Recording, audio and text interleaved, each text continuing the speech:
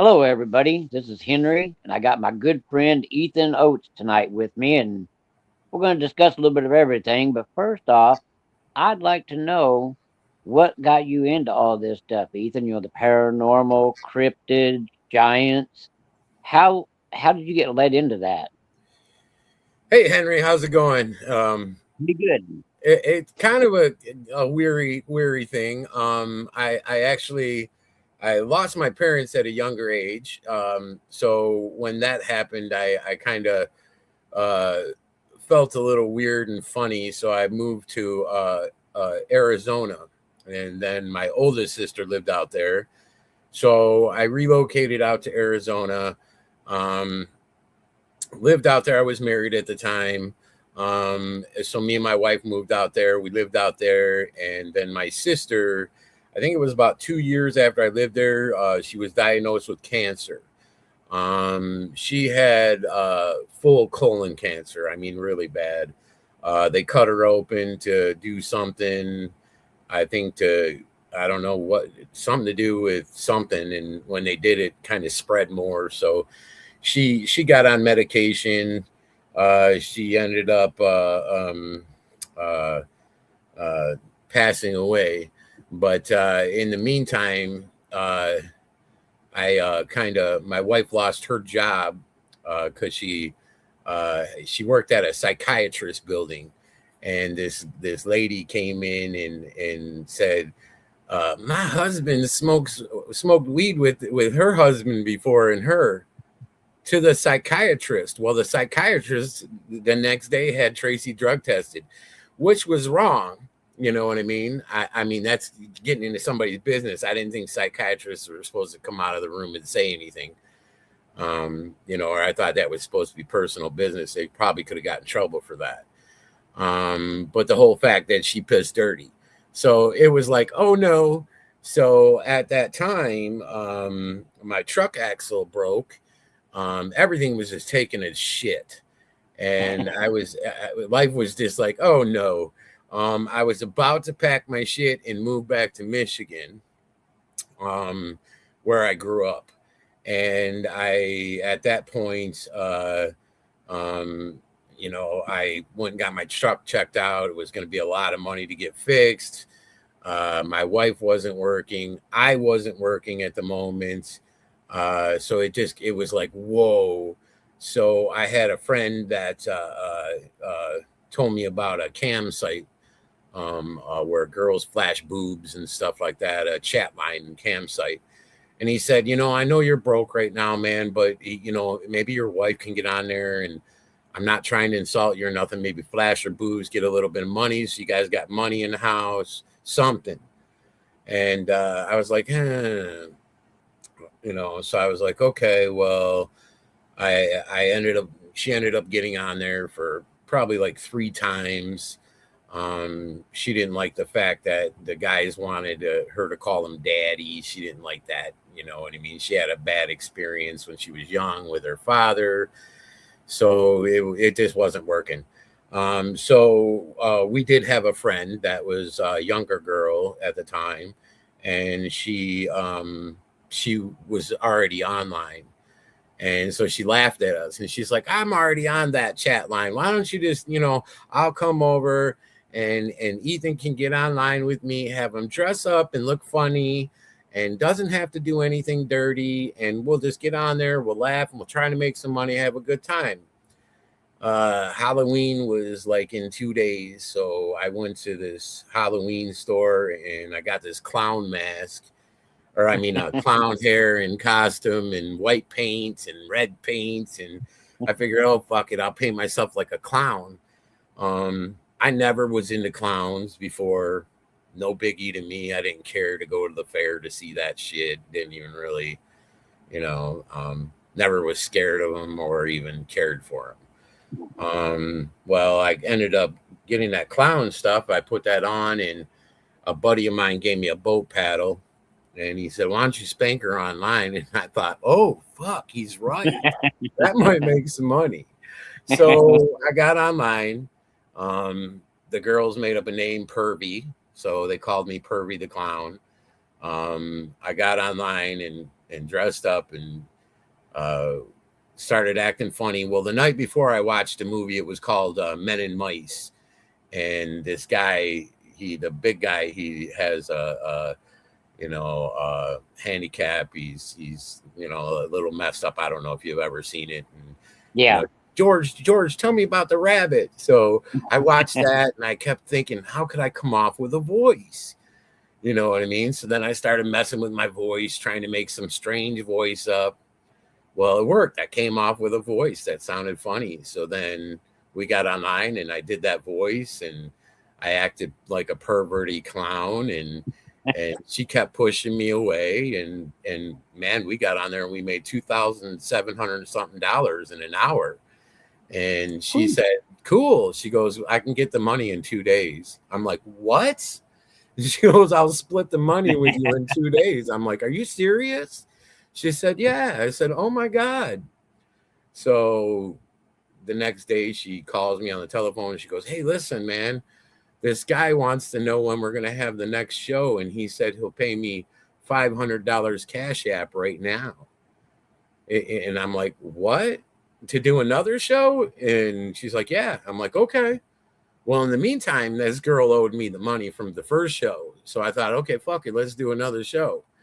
You know what I mean? And so I'm still in process of waiting for the 2 days, but this is the second day. So now the money comes on the next day from that first show.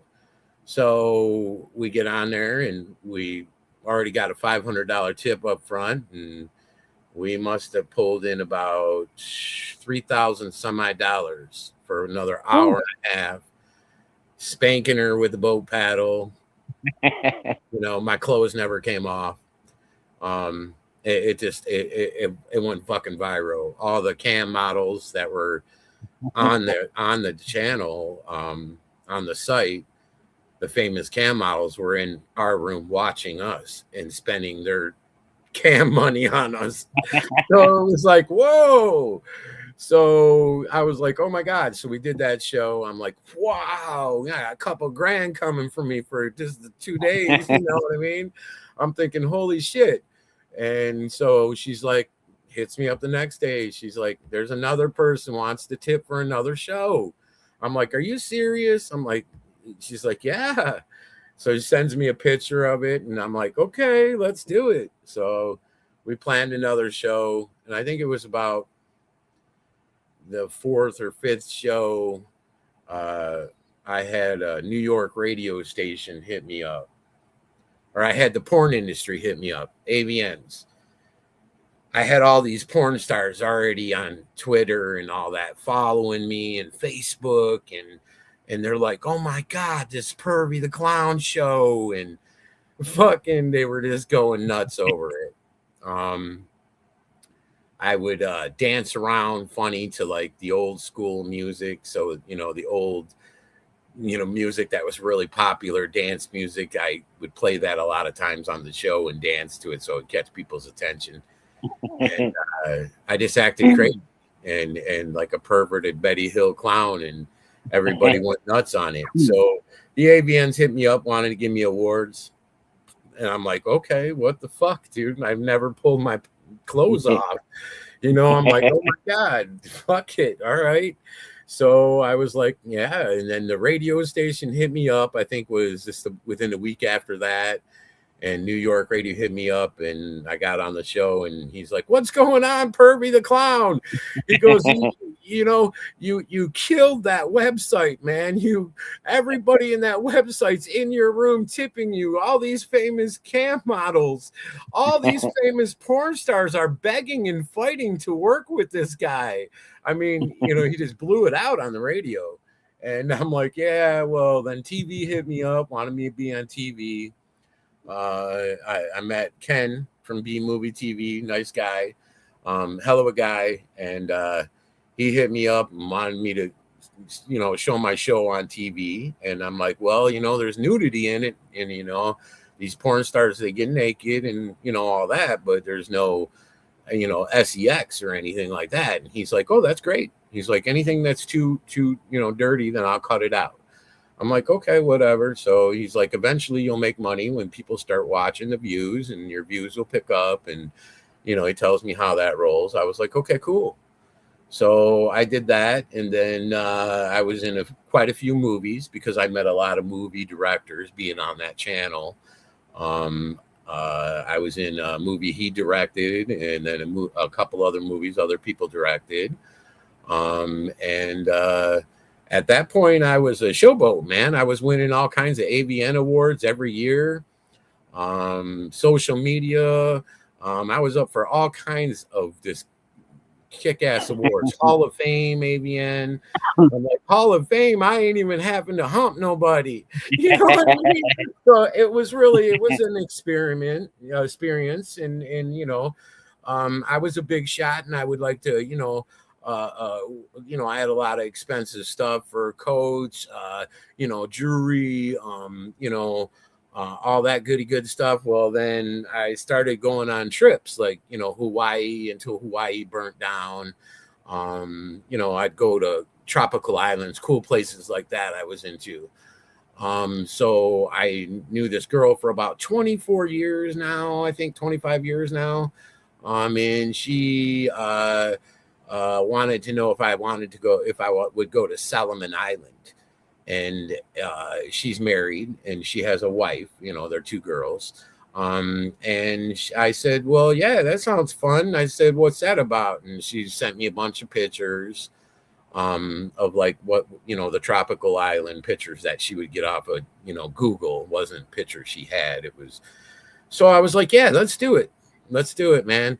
So we head on that travel. It took us about 2 days of traveling. It was a long travel. We make it to Solomon Island, the main island. On the end of on the one side of the island, there's a main town. Um, Kind of rag downtown. Nothing's really bright. It's kind of, everything looks like just kind of dirty-ish, where it's like, oh man, fresh paint would make this place look so much better. We rented a motel. So we sat down to eat, and she just kept complaining. She didn't want to stay there. She's like, I don't want this. This is not what I wanted. This was not what I planned.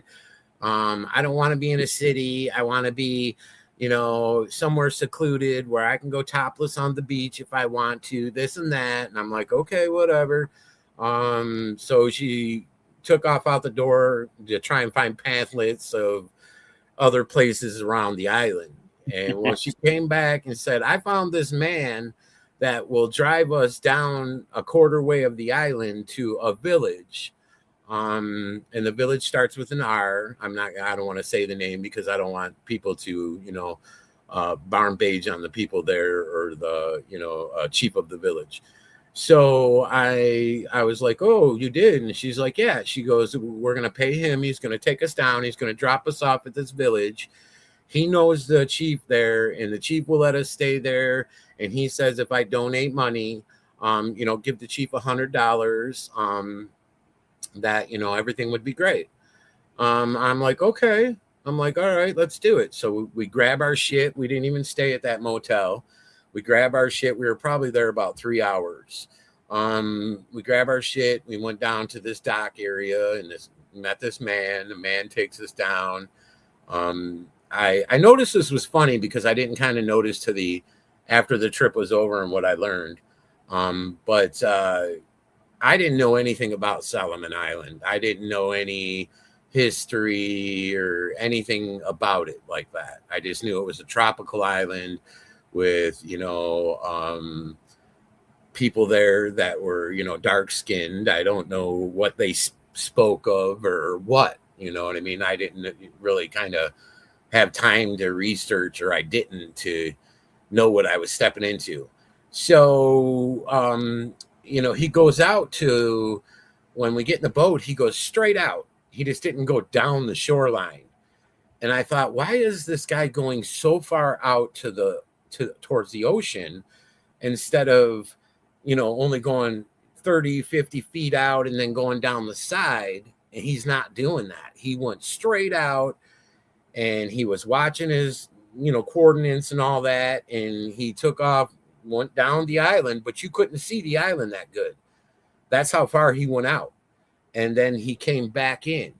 And after my trip and everything, I thought of why he did that, probably because he didn't want us to see things on the sides of the shore um, as we were going down the island, because the things do come out to the water. So I was like, oh. So he takes us down. We pull in. We meet this chief, Joseph, real nice man. Doesn't look like he's the chief of the village. I mean, he's got a t-shirt on, he's got shorts on, he's not dressed in anything that looks like tribal. Maybe it's because he's the chief and he's got more money to get clothes, maybe. I don't know. Yeah. Everybody though at the village, everybody except him had grass skirt looking things on. They look tribal. And so I thought that was very interesting. But I thought, maybe that's because he's the chief. And so they all lived in stick houses off of the ground. The houses were stick made and they were off the ground, I assume for floods maybe or something. And then Chief Joseph actually had a regular looking house off the ground. His house was probably, I want to say, 8 feet off the ground. You could walk under it, to where the other houses were like maybe 3 feet off the ground. They weren't, you know what I mean? So I found that kind of interesting, but I assumed it was for the flooding, so I didn't say anything. I just assumed, okay, if it storms, maybe floods, maybe that's why the houses are up off the ground. So I figured that. Everything went great. These people were great. They treated us like we were celebrities. I was very interesting in their culture and learning about them, because I thought it was very cool and neat and different, than how I grew up. So, I grew up on a couch with pizza and donuts, and TV, and you know what I mean? So it was very interesting. And so I would stare at them and look at them, like learning from them, interesting. So we sat down. I started learning a lot about their culture. We sat down and we had a fire going. My friend's wife got up and went over to the wood lines to go pee. And she didn't announce it or not. She just got up and kind of slipped off. She came back. She was crying. And she's mumbling to my friend, and I'm like, what's going on? So I'm like, what's going on, man? And she's like, she's seen a skull over there by the tree. And I'm like, a skeleton? She's like, yeah. And I'm like, oh my God. I'm thinking, are we gonna get eaten? Are they gonna rob us? You know what I mean? I did have this necklace on, very expensive necklace. I had a watch with me that was a diamond watch. I shouldn't have been doing that there. So I think about that night. I took the shit off and put it in the suitcase. I was like, I ain't wearing that no more, because I was getting worried. I grew up in Michigan, right outside Detroit, and I thought, ooh, this is a scary situation. I better watch my back, kind of thing. So the chief asked what was going on, and so I told him, and he goes, no, don't get up and go to the bathroom over there no more. We have a spot, and he starts pointing it out, and he's like, go to the bathroom behind this, they got like this wall thing they made out of sticks, and there's a little bathroom area back there where, go to the bathroom back there, right in the village. And so she's like, oh, okay. And he's like, don't worry about that. And I'm like, well, why is there a skull over there? You know what I mean? That's what I'm thinking. Because I'm like, well, if I just don't say it, you know what I mean? Are these people going to kill us? He starts telling me that they take skulls and they place them around the villages. Not only these guys do it in this villages, other villages do it on the island as well. They placed a skull around the village, all bunch of skulls, and they placed them facing away from the village, not towards the village. He said that specifically, like you gotta, like that's how they face them. And I said, well, why do you guys face them that way? And he said, well, and I said, and why do you put them there? He goes, the jungle is alive. And he said, and he just shook his head at me, and I'm like, what do you mean the jungle's alive? And he goes, the tribal people don't hunt in the jungle like that. He goes, we eat mostly out of the ocean. I said, well, you don't go in the jungle at all for anything? And he said, well, yeah, we do sometimes. He goes, the women will strip their clothes all down and they paint themselves. And he reached over and he grabbed, and there was like a kind of like a squarish tub that they made. It wasn't bought. And it looked like ashes, almost like from a cigarette laying around Okay, all yeah. over. And it was thick. They were probably about like that, like about a cigar size, and chunks of it. And I don't know what it was. He said a name for it. He grabbed that and he took it with his fingers and put it onto my arm like that and went like that. And when he did, it made a solid white paint, so white. Oh, And he goes, that's what they paint themselves with. And he goes, and they strip down and they'll paint themselves from head to toe with that, and even their hair. And he said, and then the men will go and they'll stay about 30 to 50 feet away from them, but around them in a circle formation as they come out into the woods. And that way, if something was to come and attack, then the men, being in a round circle, would come out like this and form a round circle around the creature. You see, okay. they would come away from the roundness and try to form around the creature for the women to escape. I'm like, oh wow. I'm like, well, what are they escaping from? Do you know what I mean? I'm like, I'm interested. Nice. Well, this guy liked me because I was anti-government. I talked a lot about, our government and this bullshit that goes on and over here, and and he liked it. He's like, oh, he's like, a lot of places you can't do that. You can't talk like that. And I'm like how I'm talking? You know what I mean? He's like, yeah. He's like, you can't do that. And so he really liked me. You know what I mean? So he opened up to me, I feel. And at that point, he says, well, he started telling me about his culture, and that his dad was chief of the village, and his dad's dad was chief of the village. And back then they used to have headhunters on the island, and that the headhunters killed his grandfather and ate him. And so he said, I said, well, is there still headhunters? He goes, it's not like people say. He goes, they use that now to scare people away from the islands, and they use that to keep people out of the jungle. Because he goes, it's the jungle here is infested with giant creatures. And I'm like, giant creatures? What do you mean by giant creatures? And then he said, giants. And I said, giants. And then I said, what do you mean like that? And he goes, well, we used to have to go to the giants to be able to talk to the king. And I said, what? And I said, was the king a giant? And he said, yeah. And he even said a guy's name. It's in probably the first interview I did. I forgot what the name was, but he mentioned the name. I used to remember it. Or I've said it before. So I thought, what the hell? Then he started telling me that their island was up for bombing. They were going to bomb that island, and that there was a treaty back in the day that he learned from his ancestors, that there was a treaty that went up and that the island didn't get bombed, but it was supposed to be bombed. And I said, well, why do you think it was supposed to be bombed? And he goes, because of the creatures, because of the jungle. And I said, what? And he goes, well, Japan came here and bombarded the island.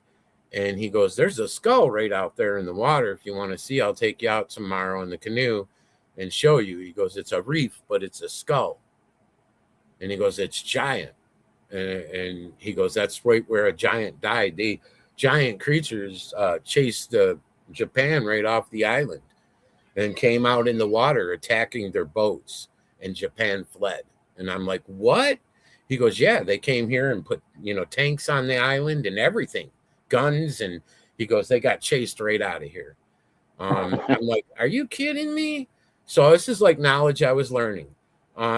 He was building it up, and I thought, when is this fucking joke coming to be over?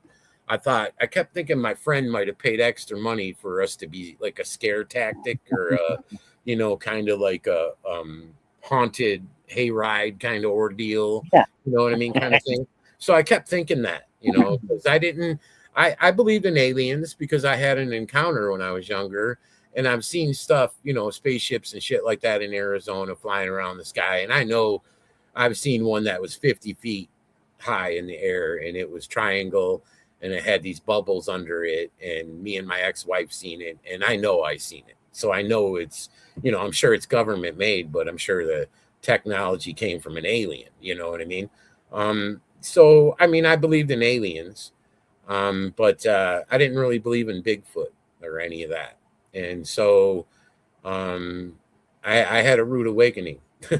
So at that point, I just kept talking to him, and he kept telling me stuff. He told me that there was a female that went missing for about 10 years, and she came back came back. They found her. She came right back to the village, but she was pregnant, and claimed that she was kidnapped by the giants, the 24-footers. He says that there is 24-foot humanoids out there. They look just like us, but they're 24 foot tall, is what he told me. Damn. So I was like, oh, well, this girl supposedly got kidnapped by one of them.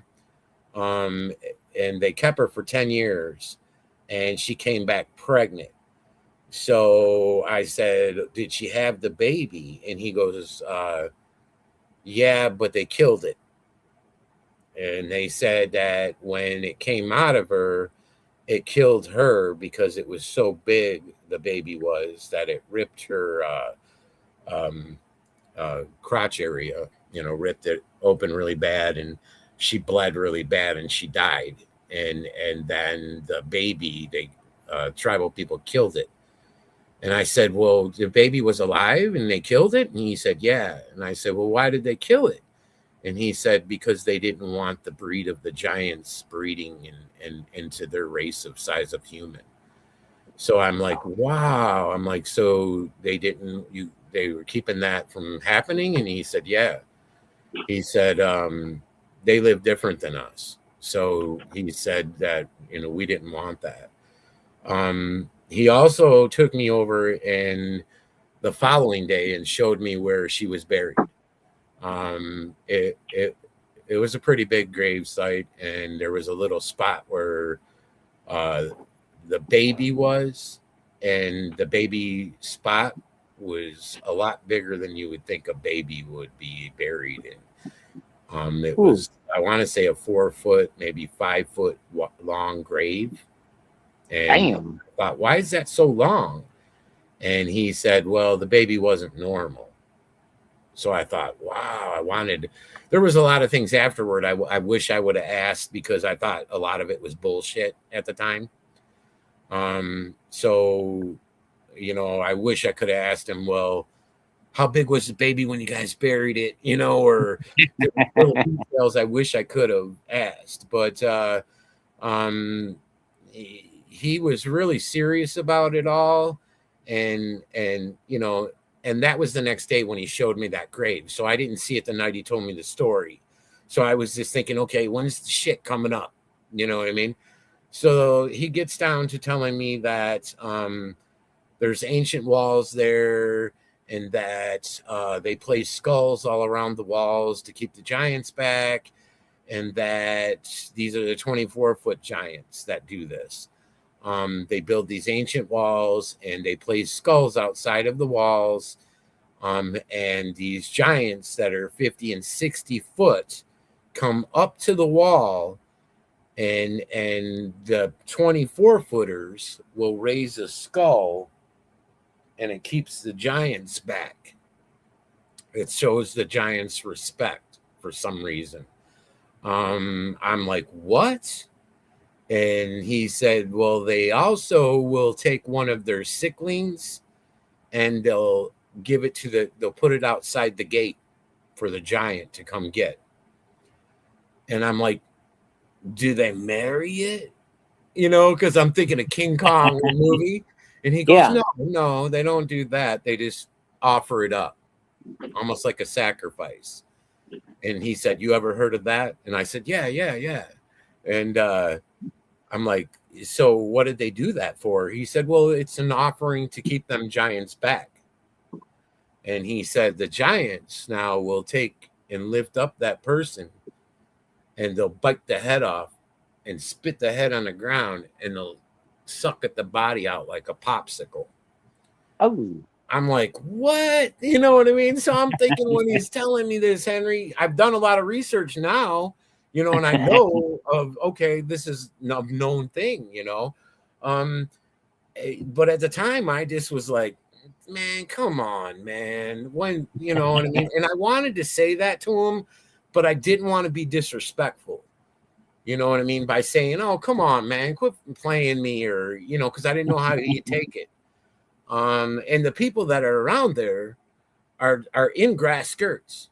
They're tribal, deep tribal looking people, man. Spears and shit. You know what I mean? I'm thinking, man, I don't want to disrespect them. Plus, we got dropped off for the 2 days. We have no phone reception, and we're gonna get picked up in 2 days from now. I got to keep my cool. But I was kind of getting a little perturbed because it wouldn't stop. You know what I mean? This giant creatures and giants, it just wasn't stopping. And so I knew my friend's wife was getting upset as he was telling me that she was getting really nervous and scared over there. She didn't want to stay no more. So he tells me, well, tomorrow I'll take you and show you what my grandfather showed me. And I said, what's that? And he said, skulls, big giant skulls. He said, there's some there you could walk right into. I'm like, oh, okay. At that point, I'm perturbed. I'm just like, oh, okay. When's this over with, this bullshit? You know what I mean? A bunch of talk about, things they do there, which was really interesting. So then we go over to smoke a cigarette, and we're going to go to bed. So we go to have a cigarette, and this tribal guy comes over there with the grass skirt on and says, hey, he says, tomorrow after you go see the skulls, to my friend he's talking to, straight to her. He says, tomorrow after you go see the skulls, he said, I can take you to see the giants if you want to see them live giants. And she said, yeah. And she shook her head at him. I go, at that time, I jumped into the conversation and said, no, man, no, just like that. And I said, no, thank you. No, thank you. Appreciate it, but no, thank you. Like that with my hands. And he just looked at me funny, like, and kind of smiled. Like almost like he didn't understand what the fuck I was saying because of how she was. She goes, no, don't listen to him. I'll see. Yes, tomorrow sounds good. So he walked off, and I'm like, this ain't good. Well, of course, her wife now is going, you ain't going to do that. No. I'm not going, and I'm not sitting here by myself. And she's just rambling on, Henry. She wants to go home now. She wants her to get a hold of that guy. Come bring the boat. I want to go. I want to get out of here now. I don't want to stay here. She wants to go. So they're going back and forth at it. I'm just like, oh my God, you know what I mean? I'm like, great. So we go and we get inside this thick little house. Probably sleeps, it probably would sleep about 6 people, side to side or something. It's not big. There's no furniture in it. It's just a little house with nothing in it, a window that the stick thing pulls down, a little door, and that's it, man. So we go in there and we're laying down, and you can hear every fucking thing of that jungle is just making noise. And I'm thinking to myself, man, it's hard enough, man. When I went camping in the past, being younger, trying to sleep because of, hearing the shit going on in the woods and wondering if a bear's coming up or, you know what I mean? It was always hard for me. So I thought, oh, I ain't gonna fucking go to sleep. I'm gonna be laying here all night long, man. Damn it. So I didn't sleep most that night.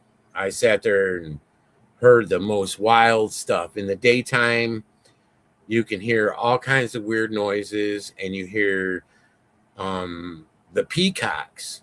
They got peacocks and they're running around their little village in the jungle, and these peacocks make noise. It sounds like a woman screaming and all kinds of Yeah. shit.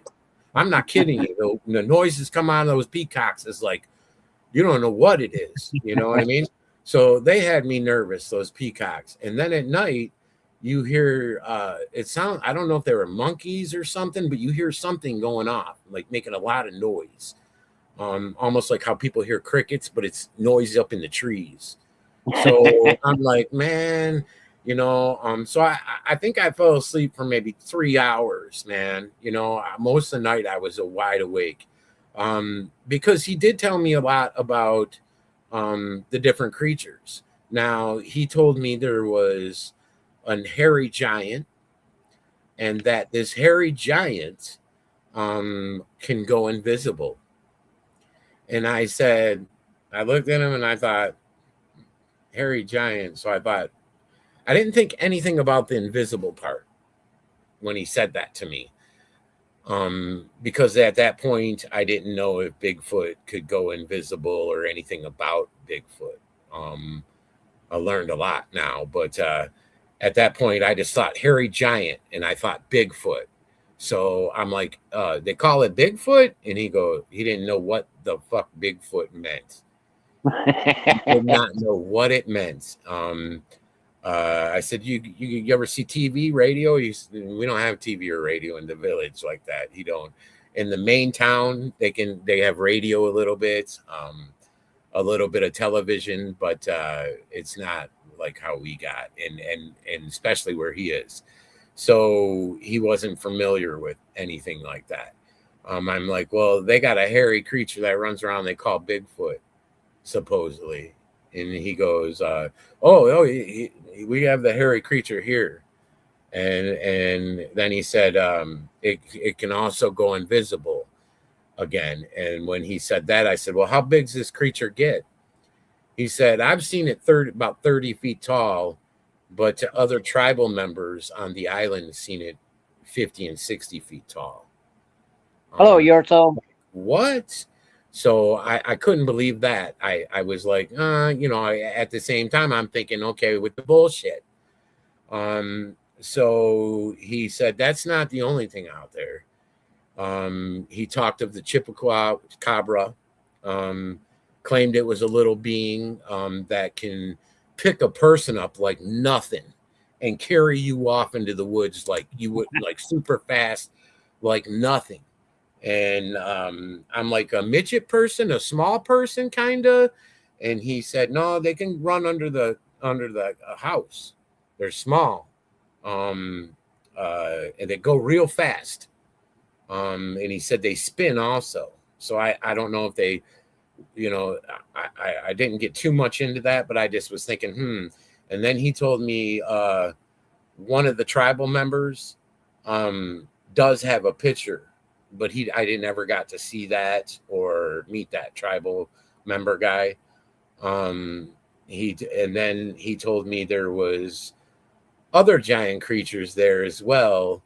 That he claimed there was one that flies around, which would be he kind of draw the picture in the sand. And it looked like the flying dinosaur bird.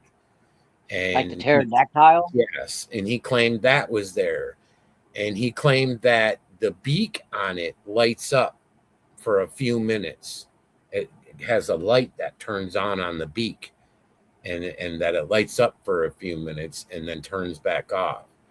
And I asked him about that. Why do you think that? Does he stick his beak in the water and hunt? Maybe they'll, attract something. He goes, I don't know.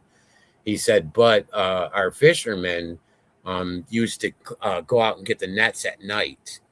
And he said now they don't because they've been attacked too many times at night by that bird creature. And he said that the wingspan can get up to 15 to 20 foot long, just the Damn. wingspan. So I thought, whoa. And he goes, they'll fly and swoop you right up.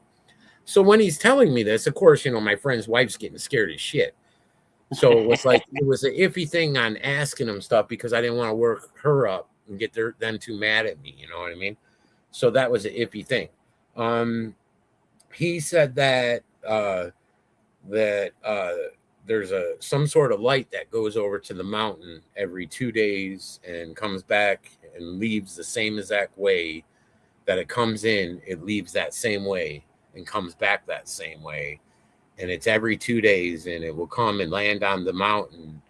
And he said it will land there for a few hours of the night or most of the night and then leave in the morning. He said that they're spiritual people. So he said, we try not to think about it. But he said, me being that I'm chief, I have to think about it from time to time. And he told me that there's a lot of different creatures there. That he asked me if I ever seen a deer that was 30 feet tall. I said, no. Damn. I said, we have deer, but not no 30 feet tall. And he goes, well, we have them here about 30 feet tall. And he said, we have rats here that 7-8 foot. He said, we have a lot of strange creatures in the forest. He said that a lot of people, tribal members on the island, claim that there is a witch doctor up on that mountain where that light goes, where that spaceship goes. He didn't call it a spaceship, but it's got to be. And where that light goes, he claims that there is a witch doctor up there, and this witch doctor is creating creatures.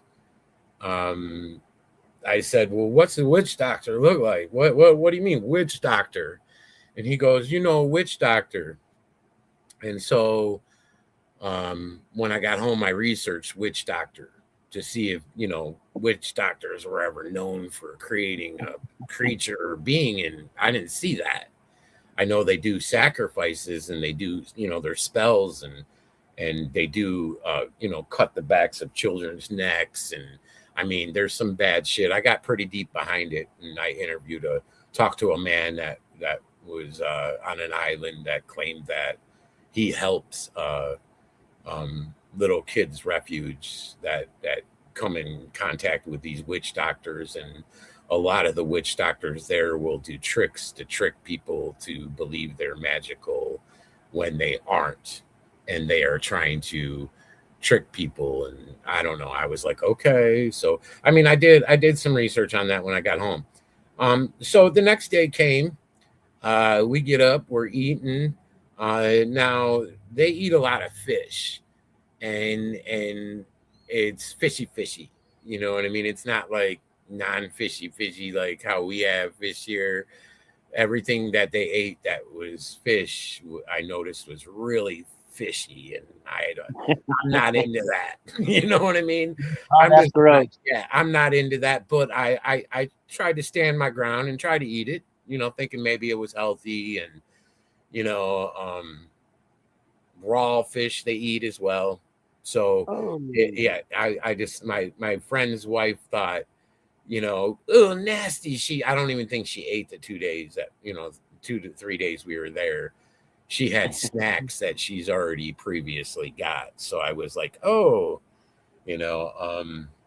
so she kind of stayed on the snacks ordeal, but yeah, I guess some people's hunger is a little different. You know what I mean? I'm like, oh, I'm fucking hungry, man. I could eat a bunch of this right now, dude.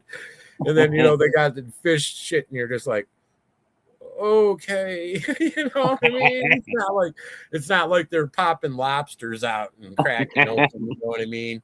It was none of that. So I was like, So we were eating and we're talking. He's got a fire going. Of course, they have a fire all the time going there. Um, it's a way of cooking and all that stuff, and just I guess just they're always having one. And so we're sitting at the fire, and I watch these men take off into the woods with spears, and I watched them one look at the other ones, and then he took off, and then the other ones just all like almost like a little army just following behind him. So I thought, what the fuck are they doing? You know what I mean? And I'm continuing on talking with the chief, and the chief is telling me stuff, and that they get rationed. He was explaining rationing to me. He said they get so much water and so much rice and certain stuff from the government of the island, that they ration out to tribal members like that, which I thought was pretty cool, but it was just bare minimum. Which is still cool because it's rice to add with their fish or Yeah. whatever. So he was telling me about that, and I'm listening to him, and I watch these guys run off, and next thing you know, probably about five minutes or so went by, and he said, "Okay, you ready to go?" And I said, "Ready to go where?" I already forgot about the skull. You know what I mean? 'Cause I thought it was just fucking campfire stories or something. You know what I mean? I thought, it is scaring me. It's like I scared, like almost like I just figured it was like he was just getting his kicks off of that or something. You know what I mean? It was over with. And then I went, oh yeah, yeah, the skulls. And I looked at my friend, and my friend's wife was like, I'm not going. I'll go, but I don't want to see the skulls. So I'm like, oh, okay. Well, I'm like, well, what those guys go out there for? That was my concern, because I was wondering now, here's where they're going to slice my throat, grab my necklace, or, you know what I mean, get rid of our bodies and like we were never here, and take what they wanted of our stuff or money. You know what I mean? I noticed one thing that was pretty weird. The kids did not have a ball. They did not have a Frisbee. And a friend of mine mentioned when I got home, wouldn't that have been so nice if you could have gave them a ball? I'm like, yeah, and kicked it for a little bit, let them see to have fun with it. Yeah. They didn't have nothing like that. I'm like, yeah. So I asked him what them people went for, and he goes, oh, they're the warriors. And he goes, they're going ahead of us to make sure the coast is clear, everything's clear. So, and then we'll also have some come in behind us. I thought, okay, those are the guys that are going to kill me. Oh, You know what I mean? I just, you can't get it out of your mind. You know what I mean? Because it's like, you're going to go show me some giant skulls. I'm like, yeah, come on, dude. You know what I mean? I'm thinking, he's going to kill us. This is it. This is it. What am I going to do? And I thought, at that moment, I swear to you not, I thought, if I take off running right now, how am I going to I got to run that whole beach area alongside of the island that doesn't even have beach area, all the way back down to that main town. And now this guy's talking about giants or creatures in the forest. And like he's scaring me not to go in the forest. And then I can't swim because of sharks, dude. I'm thinking, I ain't got nowhere to go. I am dead. I am screwed. I mean, your mind starts thinking really fast. So I thought, okay, whatever, man. So I'm like, okay, yeah. So we get up and we go to follow him. And, of course, I'm following, walking right behind him. And we're on a trail in the jungle. It almost looks like how a deer makes a deer trail, but just a little bit wider of that. But it's been walked a lot because of the how deers make the track. So we're following that, and we follow that for probably about, I want to say 35, 40 minutes. And, which time went fast because we're looking around at shit as well. We start to get up to an area where I noticed on my right hand side there was like mounds, almost like almost like the dirt was piled, almost like pyramids, but they were only about, I want to say, 8 feet tall or something off the ground, but they were mounds of dirt, clear, like just clear dirt, no grass, no weeds on it, nothing. So I Cool. thought that was funny because we were walking and I seen several of them, you know, one, two, three, and I'm like, what the fuck is that? You know, next thing you know, we come up to this part where the trail veers off, and where it veers off, one of the tribal members is standing there that went into the forest already. So the chief walks up to him. They start to talk for a minute. The chief, you know, does this with his finger, talks to him for a second in their language. So now I don't know what they're fucking saying. So now I'm even more scared. This is quick. Now I'm even more scared. I'm like, oh shit, you know, I'm gonna run somewhere in here. You know, I'm going walking to my deathbed. This is terrible. And so he says, okay, come on. So he must have been, I'm assuming, asking them where the other tribal members were, or, you know, I don't know if they checked the area, maybe. I don't know, I assume. Well, so he's like, okay, come on. So we start to follow him. And about 10 feet from where we're standing, as you're turning going into the trail, there starts to be on the ground skulls on each side of the trail, on each side, and set next to each other, almost like how you would set rock borders around a trail, you know, have like a Yeah. rock border on each side of the trail all the way down. The skulls were right next to each other, just like that. So Cool. that's the first thing I noticed. And then as my eyes ran like that, I started to see the skulls got bigger. And so I could see one that was about knee size. I thought, wow, you know. And Damn. when I was looking, it looked human. So I thought, I just couldn't understand it. So I remember seeing that first 3 footish skull, or, you know, knee high skull, not 3 foot, but knee high skull, thinking to myself, I just couldn't understand. And soon as no quicker than I seen that, I kept staring at that. Well, my friend kept walking. She walked in there with the chief further, and I was just standing there like trying to comprehend.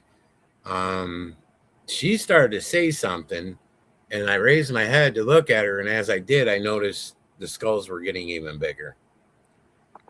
So then I seen a skull looked about waist high, and I thought, Damn. wow. And then I looked at that, and the chief pointed over about 10 feet over to the side, further up, and there was a skull that was laying on the side of, on the ground like this, and had its Damn. mouth open, and we could walk in the eyeball. I shit you not. My friend already was in the fucking thing, because I was too too weirded out.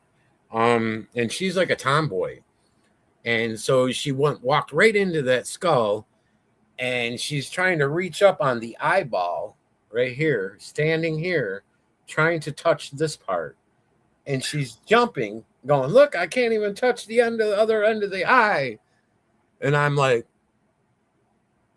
and I Damn. thought, wow.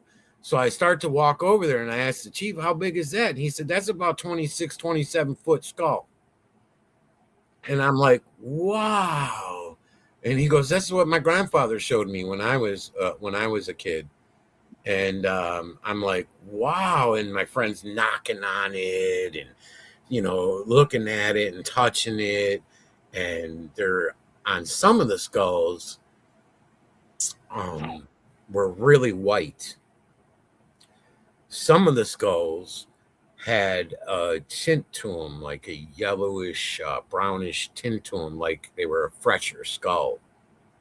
And that's what I was thinking. I was, And then some of the skulls had like almost like a mildew growing on the ground onto them, Yeah, like a and it mold. yeah, and was purpley, like a purple look, real bright looking. I was like, "What the?" And he said, "Oh, don't touch that," because she was gonna touch it, and I was close to that, looking at it, and he was just like, "Don't touch that." And she asked what it was, and then I said, "Is that like a mold or something?" He goes, "Yeah, yeah, yeah." So I thought, okay, it must have been bloody and sat there and just rotted and the fucking, you know what I mean, or something. And I thought, wow, but I thought some of these skulls aren't so white, don't look so old. Um, at that moment, time was going by. He didn't rush us or nothing. Um, we still talked about a few other things while we were standing there. And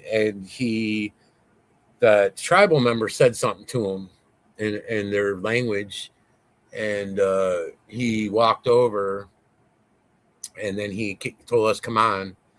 And we came over, and he said, "We're gonna have to go because there's a creature over there laying on the ground dead." And I said, "What? You know what I mean? Because now I want to see. I want to see what are you See, talking about? What?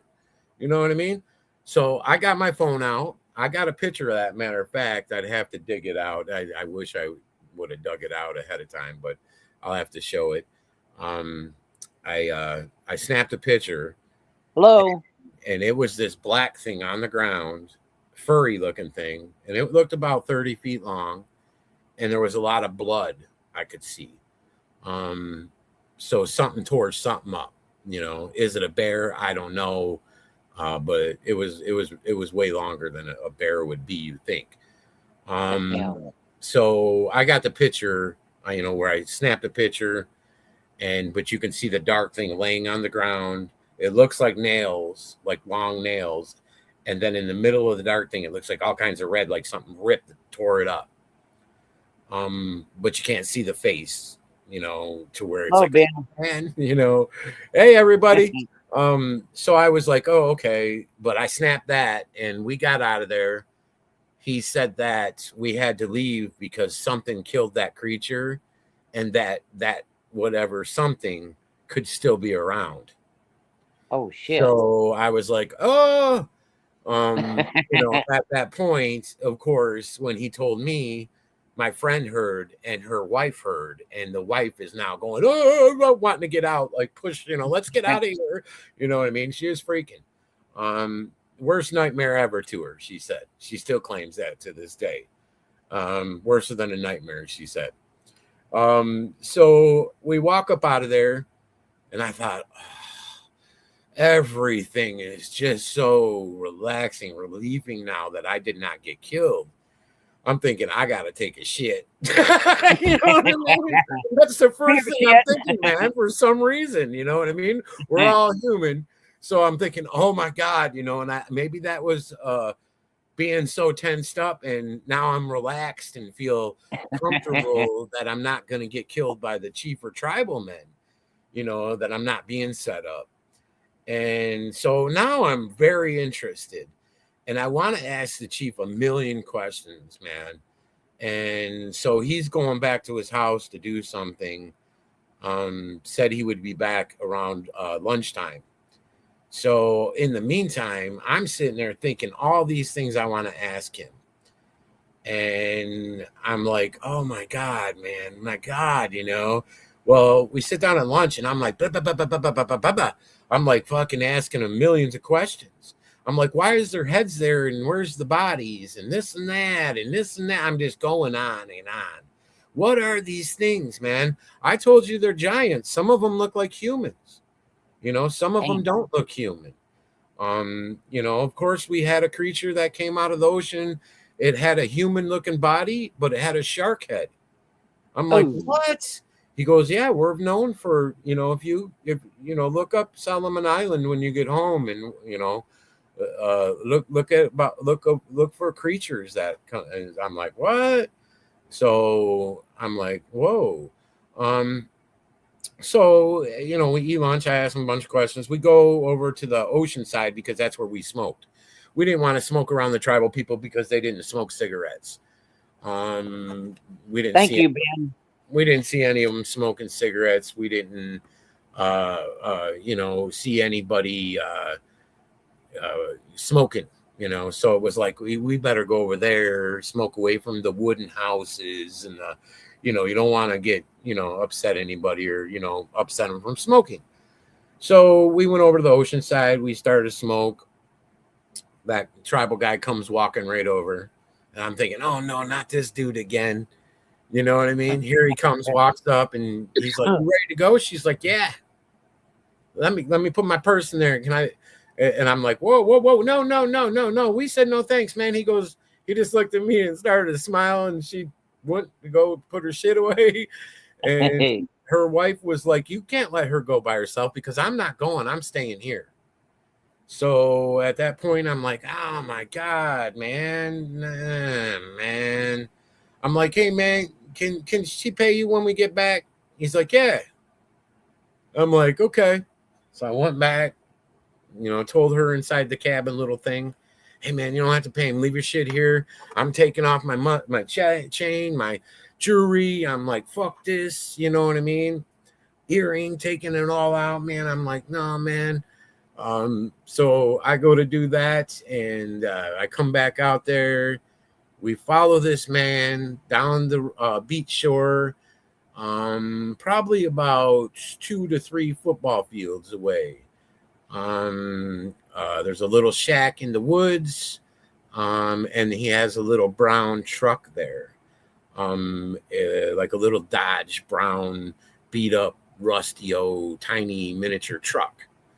So he's like, hop in, and so we're like, okay. I'm taking it slow now. My friend's just like, she ain't fearing nothing. Of course, she's a tomboy. So she hops in the back of the truck, man. Bam, I'm taking my good ass time getting up in there. Like, I don't know what I'm getting myself into, man, because this dude might be trying to kill us. I've already had to go in with, the skull thing, but I'm curious now. Now I'm curious because I'm like, what's leaving these skulls? What are we gonna go see? So I am a little curious, but I'm still a little nervous. We get in the truck. We start to drive up this dirt road, which if somebody was to come down the dirt road, you'd probably have to pull over a little bit. That's how narrow it Jesus. was. We start to follow this dirt road up into the mountain. Probably drove about 2.5 hours, something in there. Finally, I knock on the window, and I'm like, "Hey, man." You know what I mean? Because I'm like nervous now. This is, man. I guess we drove a long ways now, and the guy is driving like 5 miles an hour. So I'm just like, this is fucking bullshit. You know what I mean? Dragging, dragging, dragging. So I'm knocking on the window. I'm like, hey man, and I'm trying to talk to him because I'm trying to make me feel more better or something, not nervous. So I knock on the window. He opens the window. He's, we almost there. We almost there. And he shuts the window. He didn't even give me a chance to talk. So Hey, I'm turning red, kind of. And she goes, what's up? She knew I was pissed. So I'm like, because, I'm just like, I just felt like I was being cut short. For all I know, he could be taking us up to guys up there, to dump us, whatever. Well, we go to pull over. And it's like driving down the freeway, and you're driving through United States, and you go to pull over at a rest stop that has like a scenic route where you're kind of seeing down in the ravine. yeah. That's what this was similar to. He pulls over, he gets out of the truck, she jumps out of the truck. He says, come on. Before he even said, come on, she was already out the truck. He says, come on. So he's got binoculars in his hand. So I thought, okay, that's kind of weird. Maybe he's not going to kill us, But I kind of thought I was dead then, too.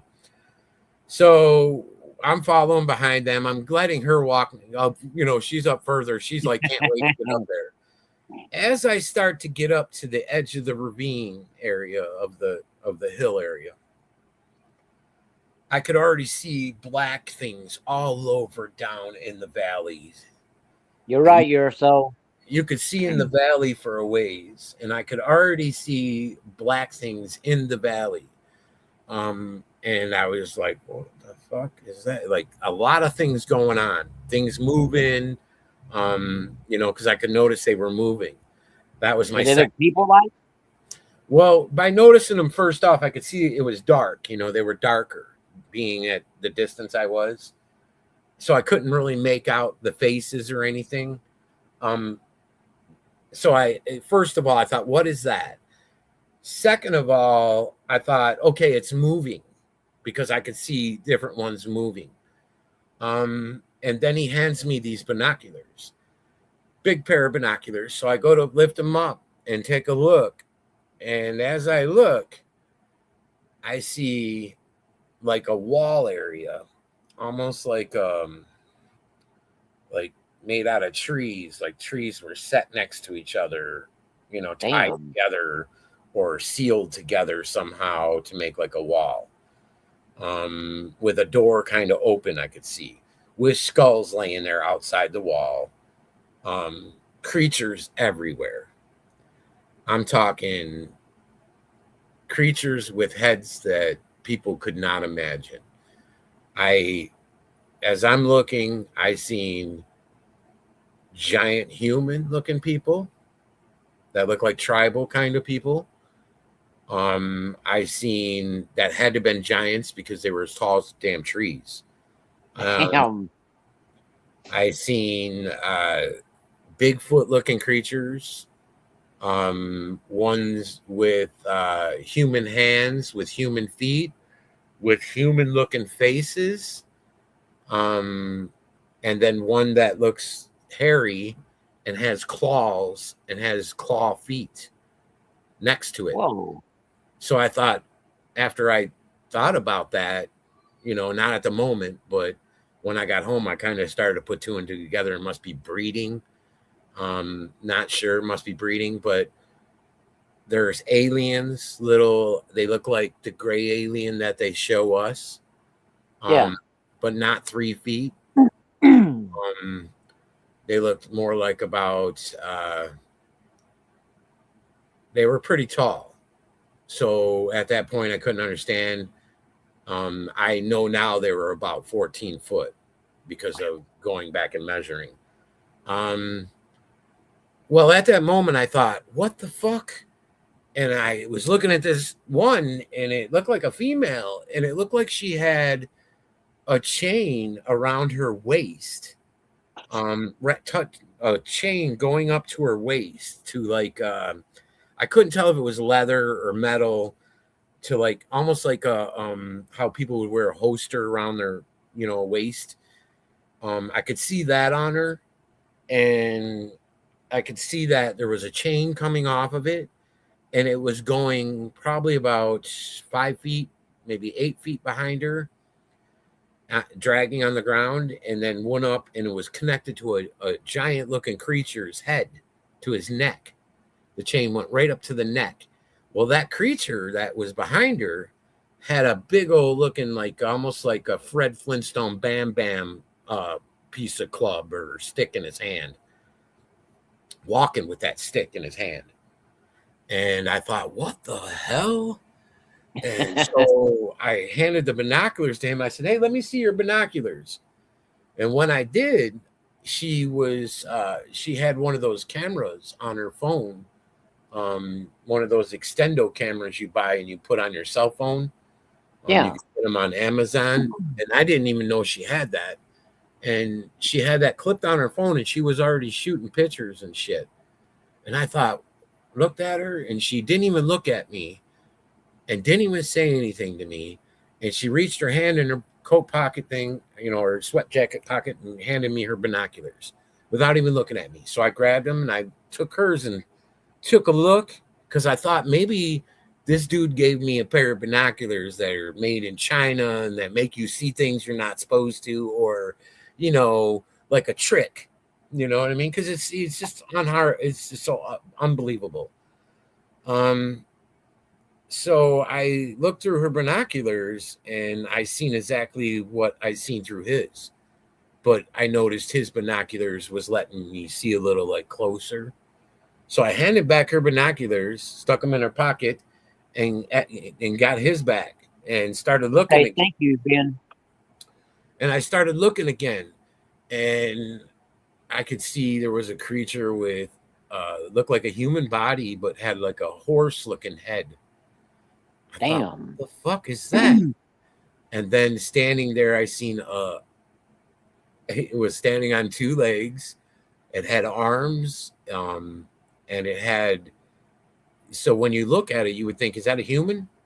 But when I looked at the head was kind of like this, almost like reptilian. I want to say maybe like a lizard head on it. Cool. Um, I was like, wow. So time was going fast, but was seeming slow, but was going fast. Obviously, I heard a crash noise, big crash noise. So it sounded like I used to be a chainsaw carver before, so it sounded like a tree. When you cut a tree down, a tree falls and goes boom. You know, that afterward, like a woo woo, you know, kind of thing. Um, he said, "Come on, it's time to go." I looked at him and I handed him the binoculars. He grabbed the binoculars from me. He started to walk 2, 3 feet. Then he said, "I told you, come on, it's time to go." He's yelling at her because she was just still picturing and looking, and I was like standing there ready to go with him. I'm thinking, what the fuck is going on? He goes, "Come on, or I'm leaving you now." And he starts to walk. Well, I said, "Come on, come on." And she starts to walk with him, "Come on." So we hop in the back of the truck. We start driving down this hill. Didn't even talk. Didn't even talk. It was really weird, man. Hey, we were just both, I guess, so shocked or puzzled that we were just, what the fuck. So we get back to the village. She goes to hand him $20, and I said, no, get him fucking back, man. I gave the guy 10 $100 bills. I thought, wow. um on my way back to the village, I thought, this is amazing that, you know, obviously this is what I've seen, and there's a lot more out there than the world tells you and they keep from you, and I felt closer to God than anything at that moment. I didn't know, I was born raised Catholic, but didn't know, uh, you know, nothing really came together when I tried to study God that they talk about. So it was like really weird. I always wanted to know when I was young, who's the real God, and come on, just tell me. That's all I want to know, man. You know, and to me it was amazing. So I felt, he said he had 7 kids, so I felt like, here's some money, dude. You know what I mean? You blew my mind. Fucking wow. Um, on the way back to the village, I said something to her, and she said, "That's okay." She goes, I think I got 256 or 54 pictures and like 11 videos. I'm like, what? Damn. Um, so she still has those pictures on a chip. We were going to put together some kind of documentary thing and place them on that.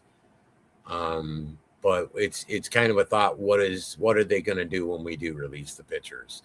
Are they going to say it's AI, or are they going to come raid our house? Are they going to come do this? Or, so it's a big iffy worry thing. You know what I mean? Uh, so, and then I was going to make that document with them guys. So I thought maybe I'd put it in Yeah. there, but that didn't go through because Mr. Daryl Denton was trying to get a scam. You know what I mean? So very crazy. So we get back to the village, and um, we're shook up. You know what I mean? Of course, the first thing I'm so shook up. I'm not talking with her, but there's the chief coming over to me, and when he comes over to me, it was almost like uh, I had like a good feeling, like a good, comfortable feeling, like almost like, oh, mommy, or daddy, you know what I mean? Kind of that feeling of, of okay. And he asked how it went, and I said it went. We got to see a lot of strange things, man. And so we went over and sat down. He was preparing a fire for dinner. So these ladies came over, and they were topless. So a lot of the people over there, the women just don't wear shirts. You know what I mean? They wear the grass skirt, and that's it. And no clothes under the skirt. It's just, nakedness is normal over there. The kids run around naked a lot, the real young ones. So it's just like they shit or piss wherever. You know what I mean? I guess I think, I believe mom and dad try to tell them to go in a certain area, but there's 1 year old or 2 year olds walking around, just naked, where, of course they're going to poop or pee wherever they fucking. So I thought, okay, maybe that's a lot cheaper than buying diapers. You know Heck what I yeah, mean? So, plus if you live in the wild, what are you going to do? it So, um, these women came over, and they had these like vines with they had these seashells on them, and the seashells almost like a bead, and it's a famous shell that they have in Solomon Island. And what this shell is famous for is because the tribal members will trade these shells to other tribal people for certain things like food. They use it as like a money. It's pretty okay. cool. It's pretty wild. They use it like a money, so they trade it for different things.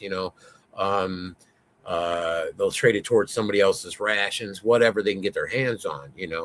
Um, they came over, and they had those shells on like a vine, and she had them attached to her fingers. Each finger, all 5 fingers on each hand, has one of these vines hanging with these shells. And there's 2 women, and they come over, and they're doing circles around me, and they're dangling these shells around my head. So all these shells are dangling all around here, and they're probably, the vine's probably about that long, and but the shells are Damn. hanging it, and they're making this crazy noise, almost like they're wounded or hurt. And so I said, "What are they doing?" He said, "Oh, they're just doing a little seance to free your spirit, to free your soul." And I said, Wow. "Okay." So I didn't think nothing of it. Um, they didn't do it to the women was with. They just did it to me. Um, of course, I my friend wasn't taking it as my one friend's wife was taking it hard. She was scared. She wanted to go. My friend was like, "This is fucking cool." You know what I mean? Me, I'm like, my mind's blown. I'm like, wow. My mind was blown. I just, more or less, my mind was thinking a million miles an hour, and I didn't even want to speak because I'm too busy trying to, think about all the things I just seen. So it was like, whoa. So I gave the chief $500. When we went to leave the next day, I gave him $500 as a gift. He didn't want it, but he took it. I made him take it. I put in his shirt, played around, you know what I mean? Laugh at him, and, all that. And I said, just get some rice, get some good things, man. I'm not going to say anything about anything. So, you don't got to worry about the government coming back after you, that kind of thing. I'm like, we're cool. And, he was like, yeah, yeah. And so, instead of keeping it going, I mean, there's a lot of things I've learned from them. So, I asked them another thing. This is important, I guess, to get out there.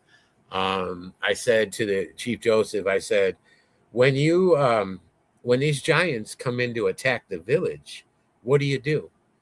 I said, since you don't go in the woods, because they don't want to go in the woods.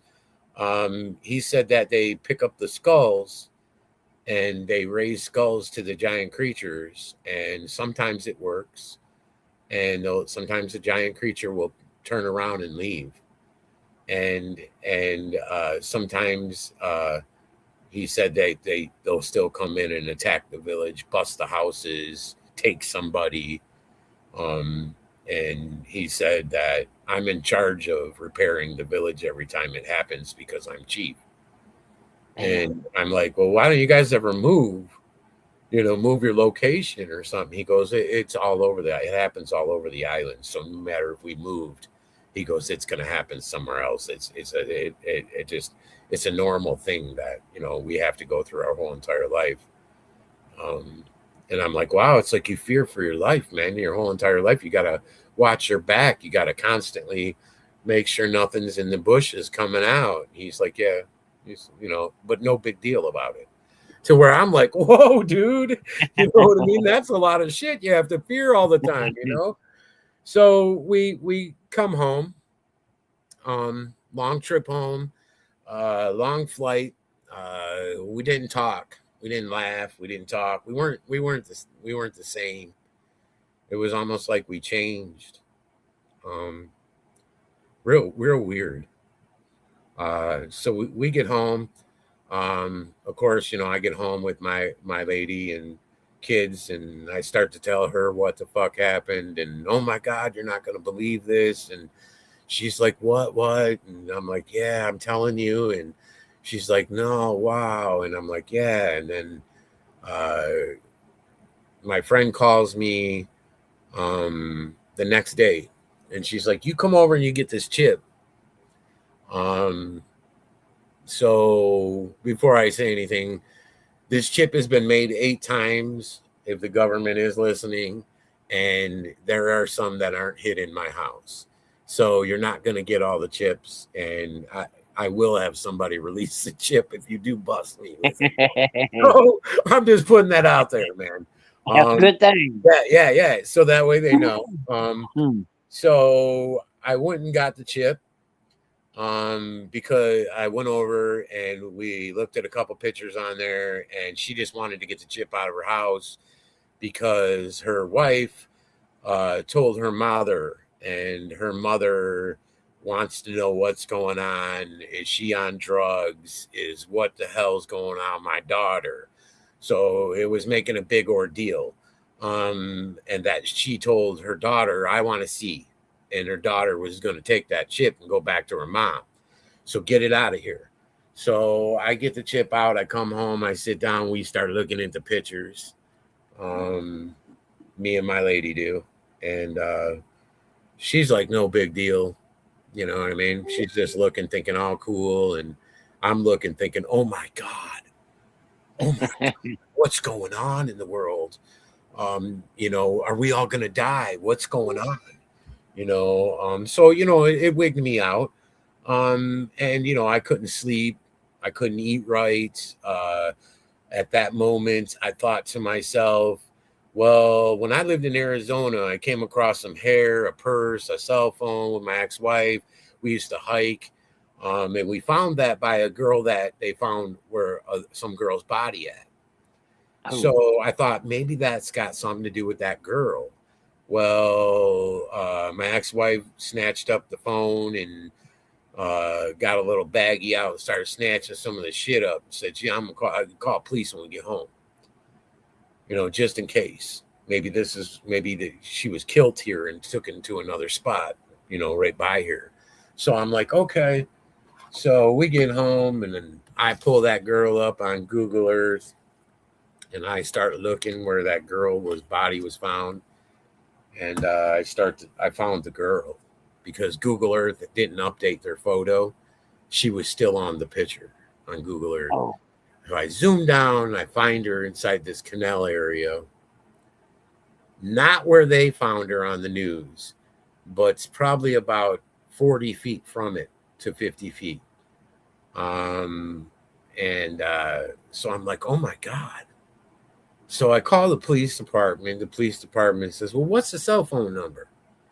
So I turned the phone on, try to charge it with one of my chargers and get the number off it. I give it to her. She says, well, if it's got anything to do with that murder over there, then you'll get calls from all zeros. If you don't get a call, then the phone has nothing to do with anything. Just throw it out tomorrow or do whatever you want. I was like, okay. 5 minutes later, the phone rings, all zeros. I'm like, ooh. answer it. It's FBI agent. I talk to him. Um, I tell him, where we found the phone and what it looked like there and what we found with the phone. And he said, well, is it okay if I come get that phone today? I said, yeah, come on by, man. I don't care. Here's the address. I said, I also went on Google Earth and I looked where that girl was missing over there, where they claimed her body was, but I found her further up on the in a canal area. He goes, you found her in a canal? Because that's where they found her. I said, yeah, but she's not in the spot they show on the news. Well, can you show me that when I get there? I said, yeah. So he comes out and he brings a Phoenix detective with him, and they come out and I sit down at my kitchen table, and so I give him the cell phone, and he didn't want to even talk about it. He just wanted the cell phone, and he wanted to see the Google Earth. So I pulled up the Google Earth on my phone. I zoomed in, and you could see her skull and her arm and her leg. You could see her laying there. And he's like, oh my gosh. I'm like, yeah. I'm like, you think Google Earth would remove it? He goes, the fact is that's not where her body was located. He goes, she was like 50 feet down from that. He goes, that's pretty funny. And I said, well, you know what seemed funny to me? I said, is the guy's fence. Look over here. And I zoom in and I said, the guy's fence is busted.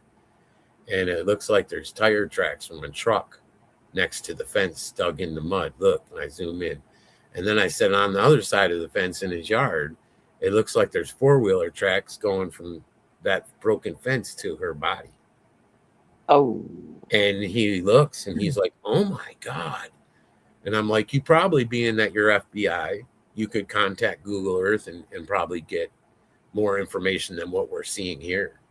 And he was like, he looks at me, he's like, thank you so much.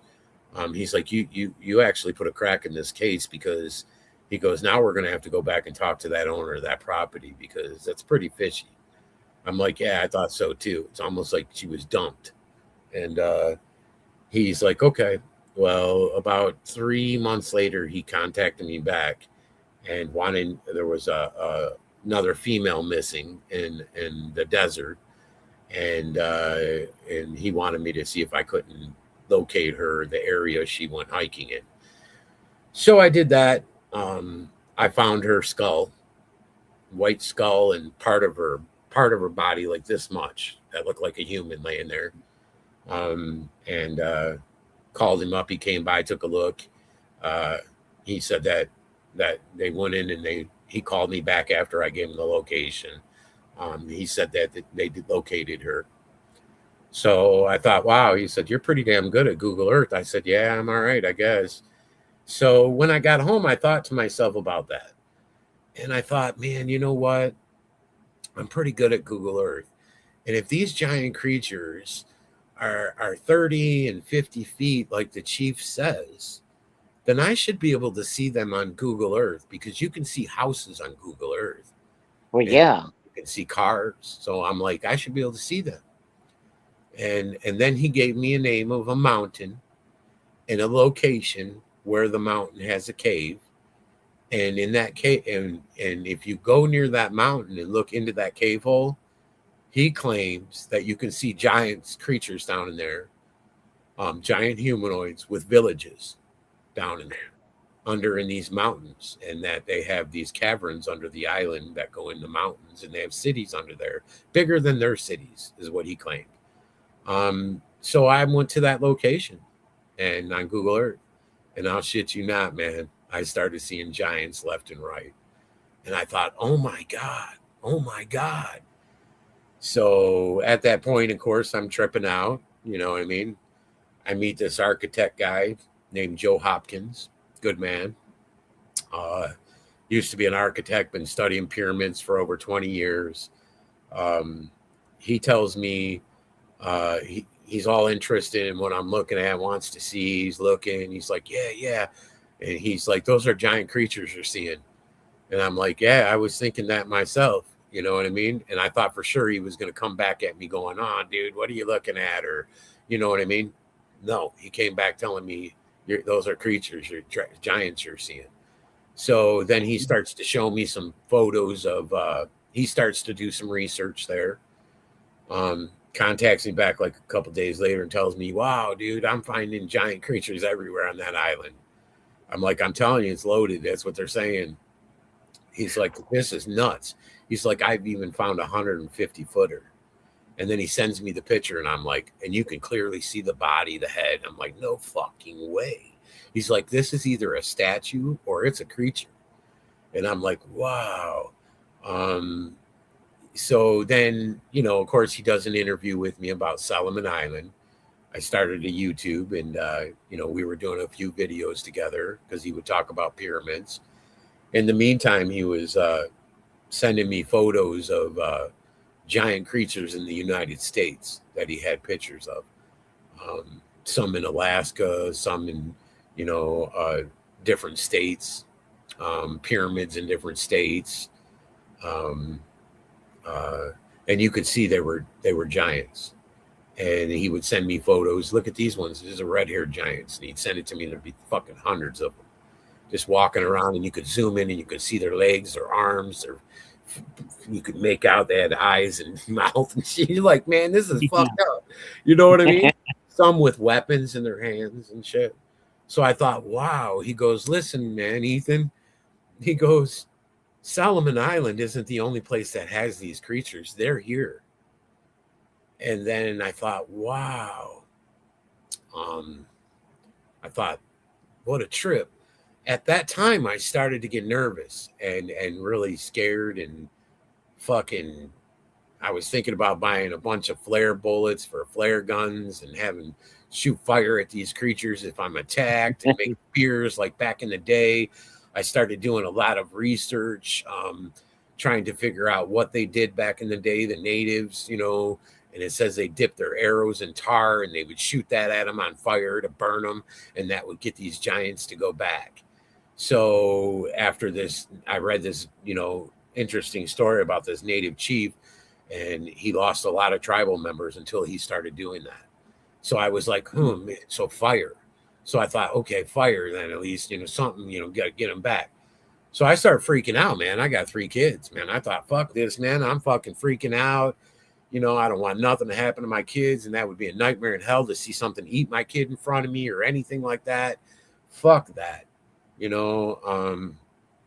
So at the same time, I I I I was having a hard time, man. I was having a hard time sleeping. I thought, do these things, these alien beings that I seen in there, do they know did they, I'm trying to figure it out.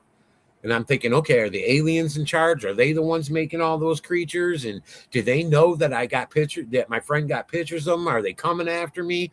I'm any day I'm expecting them to fucking come get me. Yeah, any day. I'm not kidding you. I was freaking out. And I thought, I can't freak out, man. Calm down. You got kids. You're going to end up in a fucking nut home, dude. And it's like, oh my God, but I got proof right here, but still they ain't going to believe you. You're going to end up in a nut home. So I thought, fuck, man. So I started reaching out, and I talked to a native lady, and she said, hey, honey, she said, you got to calm down. She said, uh, uh, uh, there's been giants here years ago, whatever. She was kind of, I was like, whatever. So at that time, uh, I don't know what it was, man. I started wearing this thing more. which is like a uh, for your muscles and shit. You put it on, you put those Yeah. pads on you, and I put one end on my spine. I don't know if I'm supposed to do that or not, but I think it was higher in my um, energy and changing my frequency. I don't know. But it was weird because all of a sudden I started after Google Earth and I started seeing these creatures. I just started seeing them at home. I started seeing them in my woods across the street. Um, I could find them on Google Earth within seconds. I'm talking that's how good I got, where I know exactly what they look like, what it looks like, where they're at, because it ain't nothing else. And I could take somebody right there and show them. So I thought, what the hell? Well, next thing you know, I started walking out into the woods and I would see them.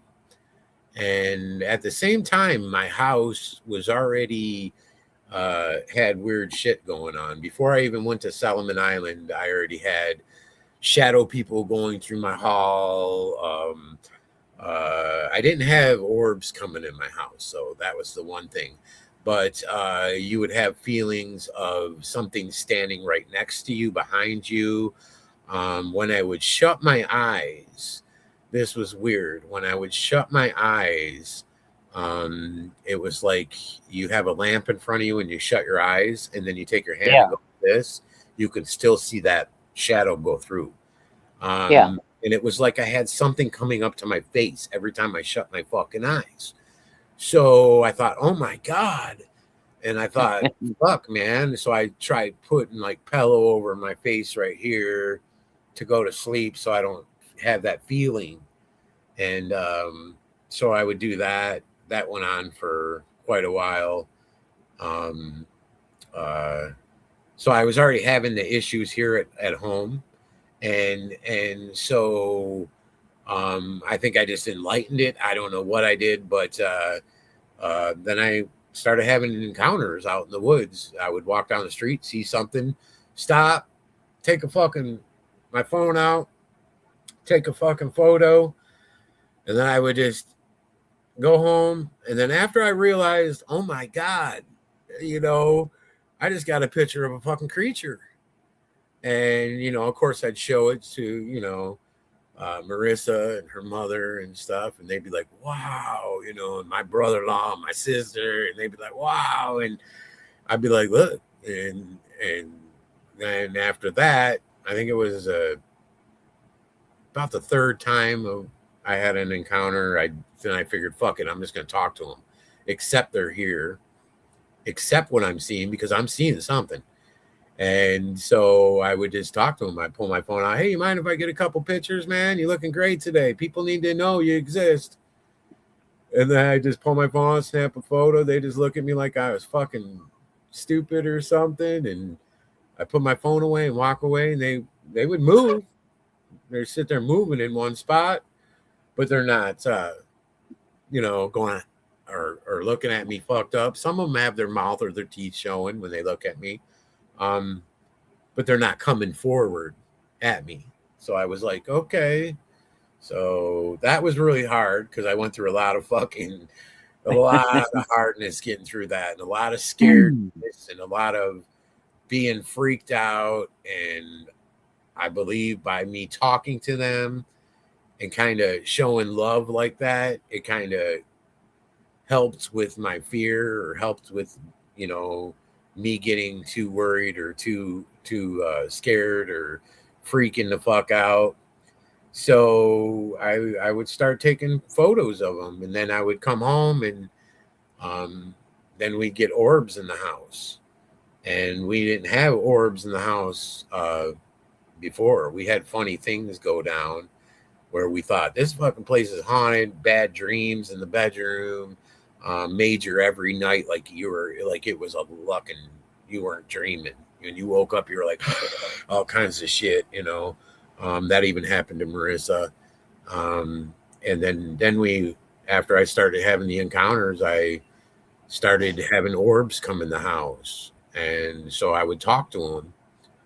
Um, And then I started talking to the creatures that I was seeing in the house, and I would tell them, if they freaked me out, I'd kind of be like, and not want to be freaked out or bothered. Then I would be like, hey, love you guys, man. Just, come back tomorrow and hang out with me, man. I'm very tired tonight. And then I'd be like, you know what I mean? And Hoping that's they're what I gone. did. It was weird. And you know what I mean? I would have fucking things going down in my house, like would scare anybody out normally. They think your house is poltergeist or haunted. Um, uh, some weird marks on the wall that look like blood, but not blood. Almost like, in the poltergeist movie, how they show the stairways bleeding like. That's Yeah. exactly what I get on my walls in this room. I could show you on the computer right over there. There's a fucking, it looks like blood coming down the wall, and I'm like, what the fuck, dude? And I gotta Like wipe it off plasma. all the fucking time. Yeah, and I gotta wipe it off all the fucking time. I'm like, weird shit. Um, uh, would get a lot of flies in the room. I get to where I get pissed off and I'd hang a fly killer, electronic killer in the house, dude, just to zap the shit. Because I'm like, so I guess that comes with a lot of paranormal, ghosts, bad spirits, whatever. I don't know. Yeah. So I just started talking to him, and I would talk to him when I was out, taking pictures of him walking, down the trail, or I'd talk to him in my house. You know what I mean? Because I'd feel him come in. I'd feel you could feel when somebody's standing behind you, the feeling and the intense feeling, and your hair wants to stick up on your neck, and it's like, you know what? Just talk to him. Yeah. And I would just talk to him and say, hey, man, what's going on? And, I'm a little tired tonight. So I know you guys are here, man. Help yourself to some cookies. I don't know if you eat cookies, but there's cookies in the, you know what I mean? I'd just be all cool with them. Like I'm okay. And I know they're fucking here. And I know you're here. And that's the way it is. And when I did that, it seemed like it got stronger. And then a friend of mine, Thomas, he might be in the room watching. Thomas Floyd, he said, when you stare into the abyss, it stares back. And I thought, what the fuck? And then I go, what are you trying to say, dude? And he goes, when you look at something, he goes, they say when you see these creatures, you can't stop seeing them. And I'm like, where'd you hear that shit at, man? Because that's what it's like. It's happening to me. And I'm like, man, dude, man. So at that point, I was like, whoa, what the fuck, man? And, so every night I talk to him. I pretty much every night I'll talk to him in my house, because I know they're obviously coming in my house in the orb. Because when I go to the woods and I come back and, I'll shoot some nice photos. And I come back and maybe an hour or 2 hours later, there's a ball comes right through the window or wall, from the wood side of my house. Comes right through the wall. I watch it just like a bubble that starts to come out of the wall and pop out, and it comes around the room. Sometimes it will light up like almost like a light, like almost like how you talk of the portholes and how they have that light to them, kind of like it's almost like a smoke look, but it's kind of lit up like weird. And they do that, Like a self-illuminate. and of course I'll talk to them and offer them stuff, and in my house, if there's any cookies or anything you want, go help yourself, or I'll just kind of make a joke of it because I don't know if they are, or I mean, I ain't finding anything missing, like how you had your pretzels missing. You know what I mean? So I still say it to them, and I accept them, and I do tell them I love them. And I've had an experience before, because now that I visit the island, I came back and I know there's giant creatures. I know there's Bigfoot looking creatures. I don't know that their name is Bigfoot, I believe that we've made that name up, we as the Yeah. people, but I don't think that's their name. You know what I mean? No. And I believe there's a lot of different forms of them. There's one that is more humany, that would be the Bigfoot, and then there's ones that look more creaturey, that I don't know if they would be the Bigfoot, but they're a little different. You know, some of them look like Cookie Monster, but with black hair. So I mean, what would you call that? So Okay. yeah, so you know what I mean. It's like, oh, and I get pictures of them. I get a lot of photos of these creatures. These creatures will walk up and look in my windows of my house, um, which I've been through a lot. I've been through. I'm scared to death. I've been fucking scared to death as a grown man, and I've took defense classes my whole life. I'm a very tough guy. Um, Scared to death, you know, Yeah. of something that is unknown, something that is, that people don't talk about, that we weren't taught about. But I know now they exist 100%. And not only do they exist, there's a lot of other creatures out there existing. So that's like, ooh. But I have had experiences in the past, when I lived in Arizona, and I was, oh God, 46 or something in there. I always wanted to have a kid, for my mother to have a grandkid, and by me.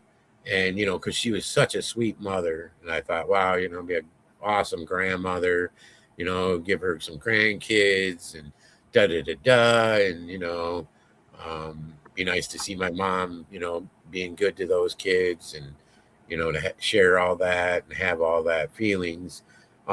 So it never happened.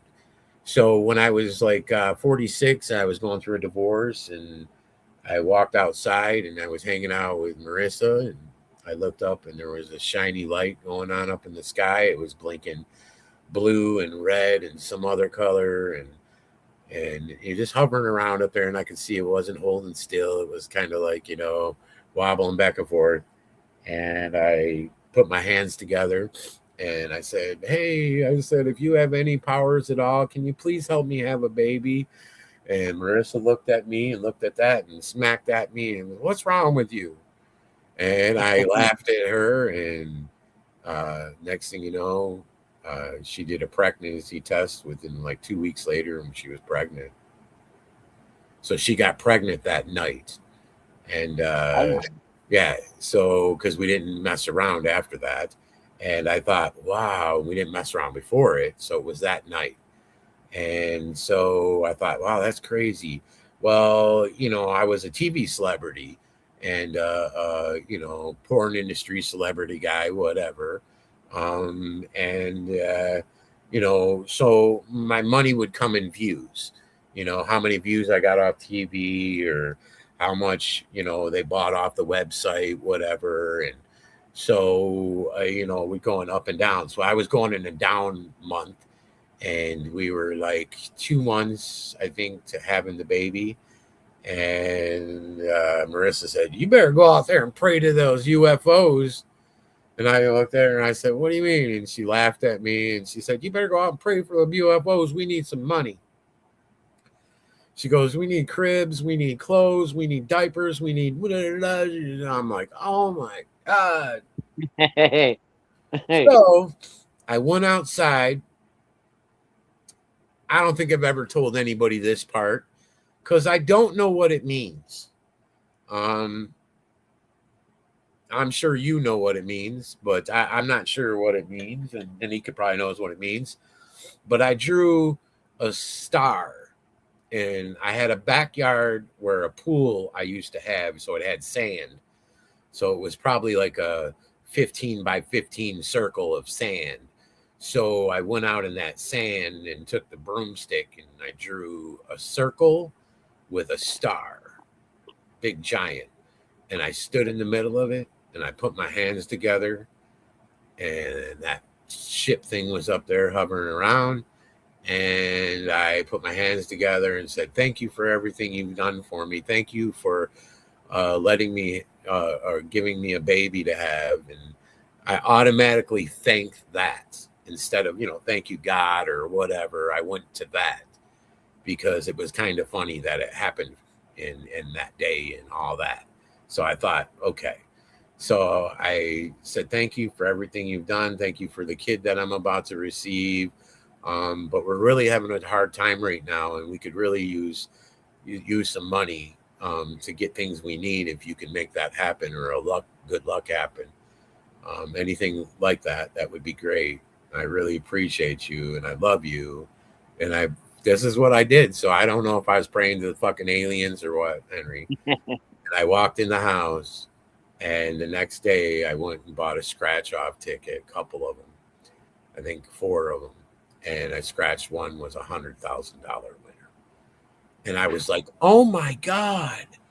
So when I got home is when I scratched the ticket. So I was like, oh my god, oh my god. So of course you got to go to the main district to collect the money. You can't go to 100,000 and take it to the gas station to get your fucking money. So I'm like, oh man. So then the next day I'm ready to go down there and get some more of those tickets. You know what I mean? I got money coming now. We're fucking got all this money coming from this motherfucker. I'm gonna go down. I'm gonna spend some of the rent money on another ticket. You know what I mean? I'm like, Damn. but I'm mainly because I want to run my mouth. So I get down there. I tell the cash register that sold me the ticket. I'm like, you're not going to believe this. She goes, what? I go, I won $100,000 and won a ticket, man. She's like, no way. I'm like, yeah. I'm like, fucking you. I'm not shitting you. And so she's like, no way. I pull it on my pocket. I show her. She's like, put that away. Don't have that out in here, man. Or, you know what I mean? So I stick it back in my pocket. She's like, what ticket was it again? And she's like looking down. I'm like, you know what? Give me a couple more of those right there. Because I thought she's gonna buy some right now before I can get my hands on them. So I said, give me $5 or whatever in them. So she gives me those. I start scratching them right there in front of her on the fucking, because there's no one in the store at the moment. And I win $50,000 more. I'm like, are you fucking kidding me? I'm like, well, give me $20 more. Scratch them, nothing. So I'm like, oh my god! I take that home. I'm like, you can fucking believe there's $150,000 in 2 days on scratch offs. I'm like, Damn. oh my god! I get home. I go home. I walk outside that night. That thing's out there hovering. I walk in the circle with the star. I put my hands together and I start telling it, thank you. I walk back in the house and I'm like, wow. So I've had weird stuff happen before. So I already were talking to the aliens, praying to the aliens. I was believing the aliens were our creators at that time. Yeah. And when I was younger, I had an experience with a lady named Norma at her house where this humanoid looking thing was hovering above me. And then the dogs woke me up. I woke up to that and I was like, whoa. And I looked up to see what they were looking at. And there was this older man hovering above me. Maybe it was you. The older guy was hovering above me, older than me. And he was like that white smoke, like how you show the portal creatures that are coming out, where you can see the being in there. And it's what has that look to it. Just like that, Henry. And so I started pinching myself and hitting myself, trying to think, what the fuck, man? Am I awake? And I'm looking at the dogs, looking at the creature, I put my hands together finally and said, fuck you. Shut my eyes and screamed, fuck you, dude, because it was freaking me out. Opened my eyes and the dogs want out of the bedroom. They're going crazy to get out of the bedroom. I flick the light on, I open the door. They take off running through the fucking house. They run straight through the house, to the back of the house, to the back wall of the laundry wall. Not to the back door, to the laundry wall. And they're staring at it and they're growling. And I'm like, okay, I'm not letting them outside. So I'm thinking this thing must have went through the fucking door and then went in there and went through that laundry wall. And that's where they want that thing. So I'm like, what the fuck, man? I couldn't sleep. I'm like, what the fuck, man? My sister gets home. She gets home like 6 a.m. She's like, why are you still up? What's going on? I'm like, oh, nothing, nothing. She's good. What's going on? So the next day comes, I sleep in the front room again. She's like, why are you sleeping in the front room, not in your room? I'm like, I don't know, because I lived at her house at the time. And she goes, what's going on? I said, I seen something. She looked at me, and I thought for sure she was going to think I was stupid. And she goes, what'd you see? You matter of fact, I'm going to have Norma call you. And I'm like, okay. So then she has Norma call me, and Norma calls and tells me what she's seen in the house. And I'm like, oh my God, it looks like what I've seen, this older man. And he was hovering above my bed. And she said, well, I see him go through the hallway and he'll go into the middle room, into the closet. And I think the closet's a portal.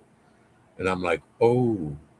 So I seen that happen. And I seen the dogs woke me up. So if it wasn't the dogs to be there, I would think to myself, you know what I mean? But they're the ones that woke me up. They seen it. So I know for a fact that I seen something. And back then, and I don't know what it was, um, but it was a bad encounter. That's all I know because it knew I got upset. I have to think about it. And when I think about it, when I put my hands together and yelled, fuck you, it left. So it knew I was upset to leave, I'm thinking.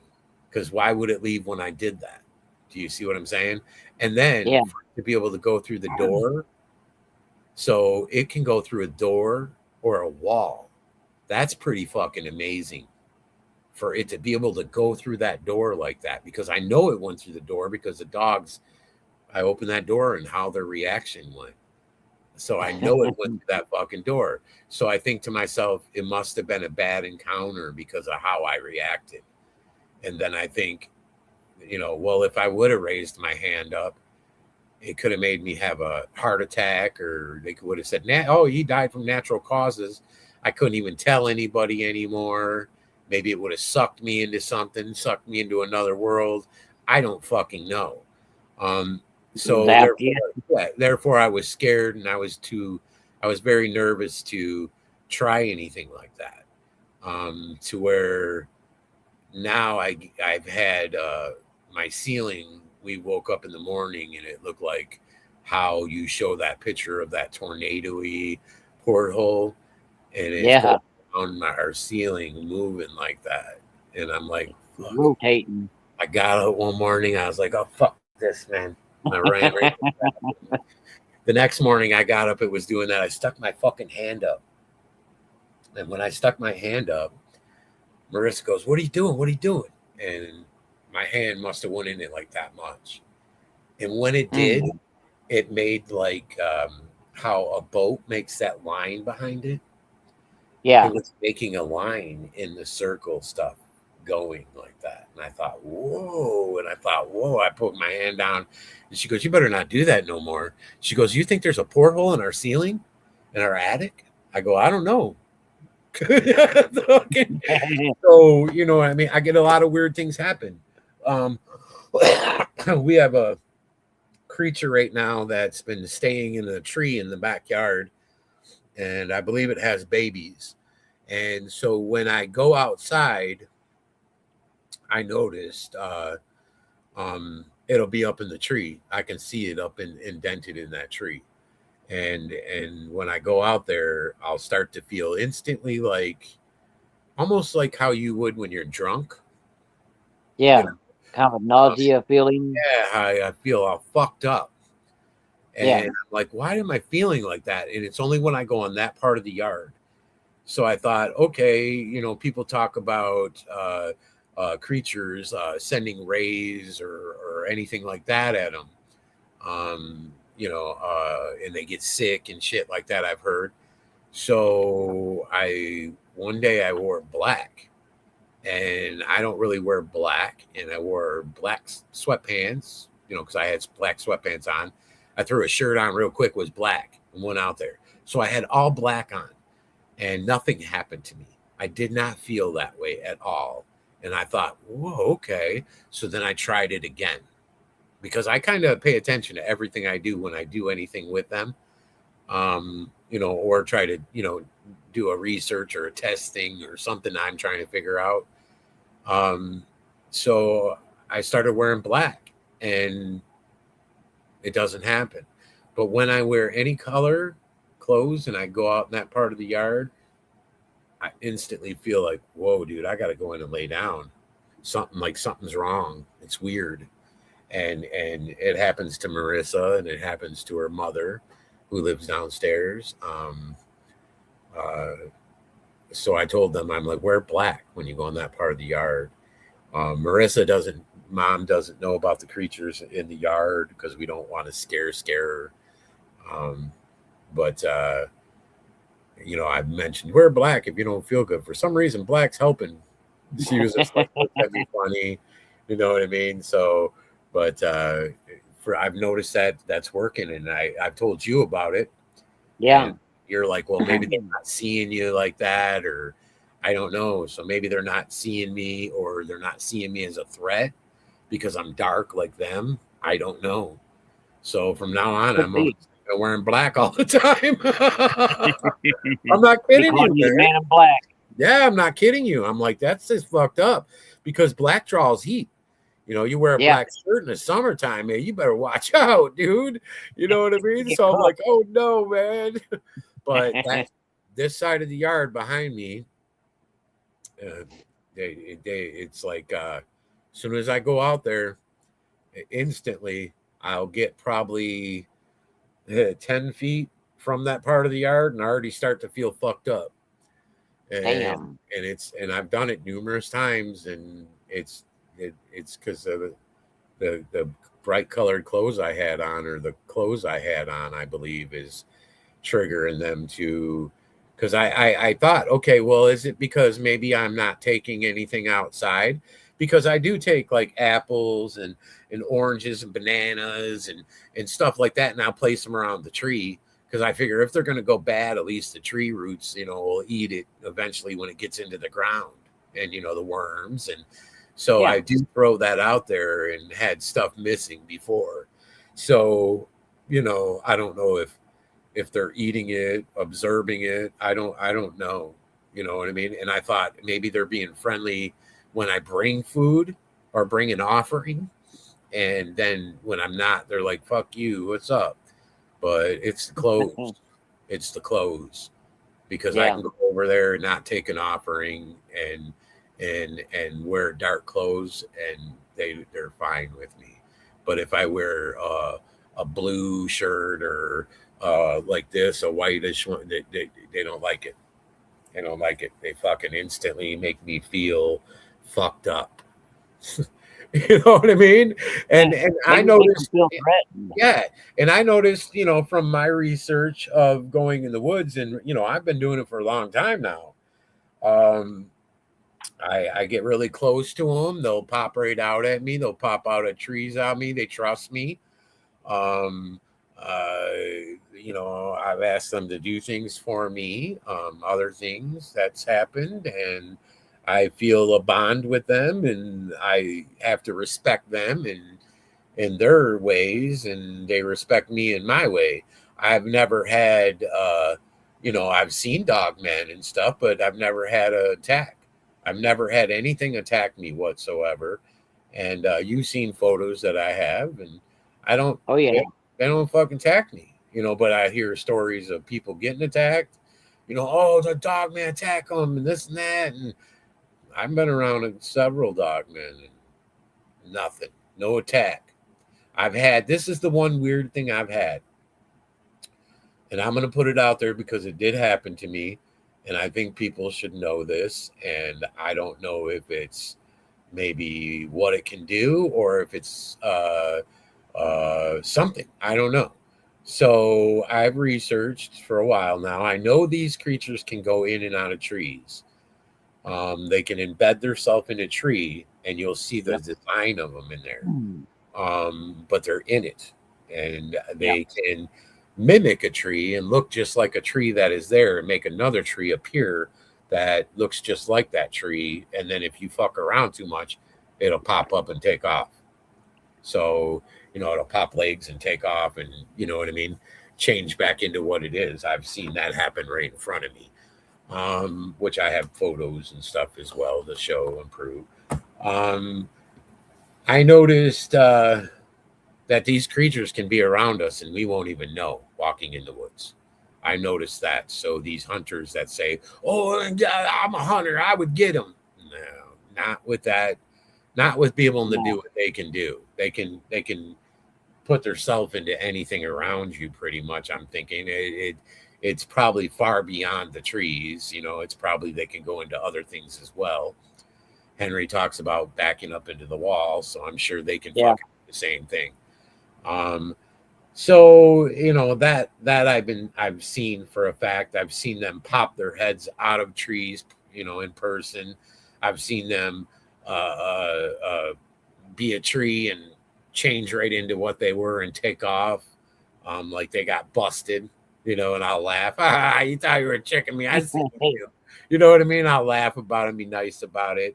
Um, I've seen them do all that, and so I've seen them come in particles, almost like little tiny orb particles, and they'll Yeah.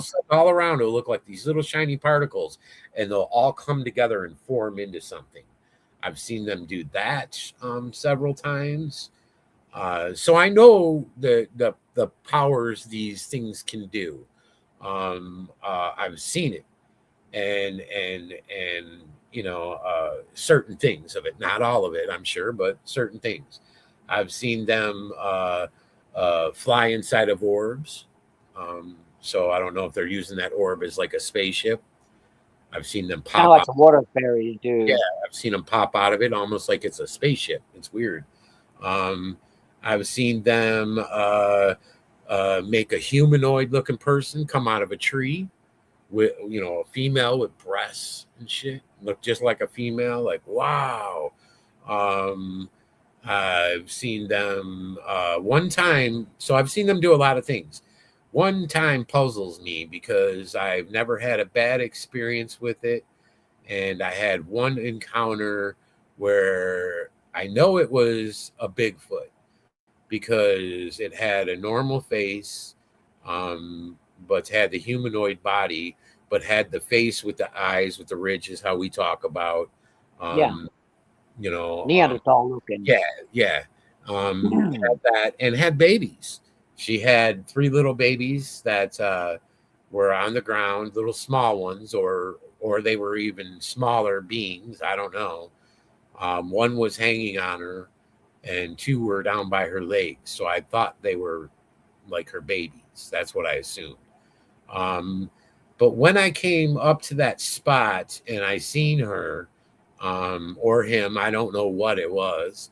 Um, I stood there for a minute, and I thought, wow, I'm going to bend down onto one knee, almost like you're asking someone to marry you, and take pictures that way instead of standing, because I'll be at a more straighter angle because she's sitting on the ground, or he, one or the other. And so I thought, So when I kneeled down, um, I noticed there was one to the right standing by the tree, and that one was probably she was probably about 7 feet in front of me, and then that one over there was probably about 12 feet or 14 feet, a little bit further, but at an angle. Um, the one on the ground, if I compare it to the one standing, then yeah, I would assume that was a female because it didn't look as bulky as the one standing Yeah, by the tree. muscular. The one standing by the tree, um, I didn't really. This is the hard part about it because I didn't really stare at the face to see if it had that Neanderthal face or anything, but it looked like a Bigfoot to me.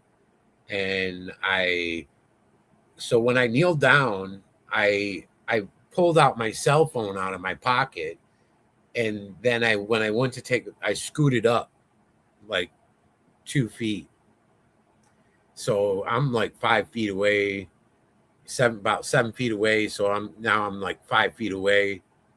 When I scooted up, the one on the ground didn't do anything, and the babies were just moving around, the two on her legs, and they were probably, I want to say maybe 2 feet tall, a foot and a half tall, the babies. Um, Her, if I was to judge if she stood up, would probably be 7 foot, a little bit bigger than me. Um, so when I scooted up and pulled my phone out, started to scoot up on my knee. I didn't stand up and scoot up. I scooted, like, you know. And as I did that, the one that was standing by the tree made a ginger noise, some kind of like a huh noise, huh, or something, like almost like huh, like you would go to cough, or it was weird, but you could feel it in your chest because it was so deep from being what it was coming from. Um, when it did that, I looked, turned my head like that because I thought I seen it move, and it came forward. Um, it came forward a couple feet, and it had its look at me like that, and I swear to God, just like I've told back in the day when I told you and Swamp together, even I swear it was changing. That creature, his face changed from more of a Bigfoot to more of a dog man look, and I was like, so I don't know if it was mimicking something. If these creatures can mimic stuff, you know what I mean? Like, it wanted to mimic a dog man to scare me more, or mimic something else to make me fear that it wasn't them.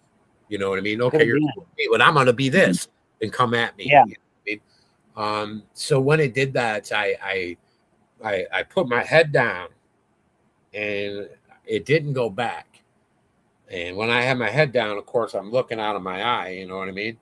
And it didn't go back. And when I started to scoot back with my head down, and then I started to look up a little bit, then it scooted back. It like waited. It waited a Yeah. few. And when I scooted back, and then I started to lift my head up, then he scooted back, and he changed back to what he was. So I don't know what the fuck he was changing into, but it looked more like, I guess a dog man, because it could have been whatever. It could have been a pig man. I don't know, but it was hairy still. But I noticed its face was changing. So I don't know what it was changing to. You know what I mean? I can't say for sure a dog man. It could have been some other creature, bear man. It could have been, I don't know. It wasn't, Spirilla. yeah, it wasn't done changing. It was gonna Yeah. change into something. It was in process. And then when I put my head down, I believe by talking to you that I must have I put my head down like almost like the people do to the gorillas, Yeah. and and Like a submission move. yeah, and it worked. That creature, knew I wasn't challenging it, and that I Yeah. was backing up, put my head down, like, because I thought to do that because of how they do that with gorillas. And I Yeah. thought, those people will put their heads down, and those fucking silverbacks and shit will come at them, and then they'll fucking not beat them. And it's like they know they're not challenging him. Otherwise, he's going to beat that guy's ass, to teach Yeah. him Kill them. that he's the tough guy. So it's Yeah. like, oh shit, you know what I mean? Um, Mhm. I still remained to take the photos, and which was really, my heart was pumping. So I took a couple photos. I think I took like about 15 photos or something of her.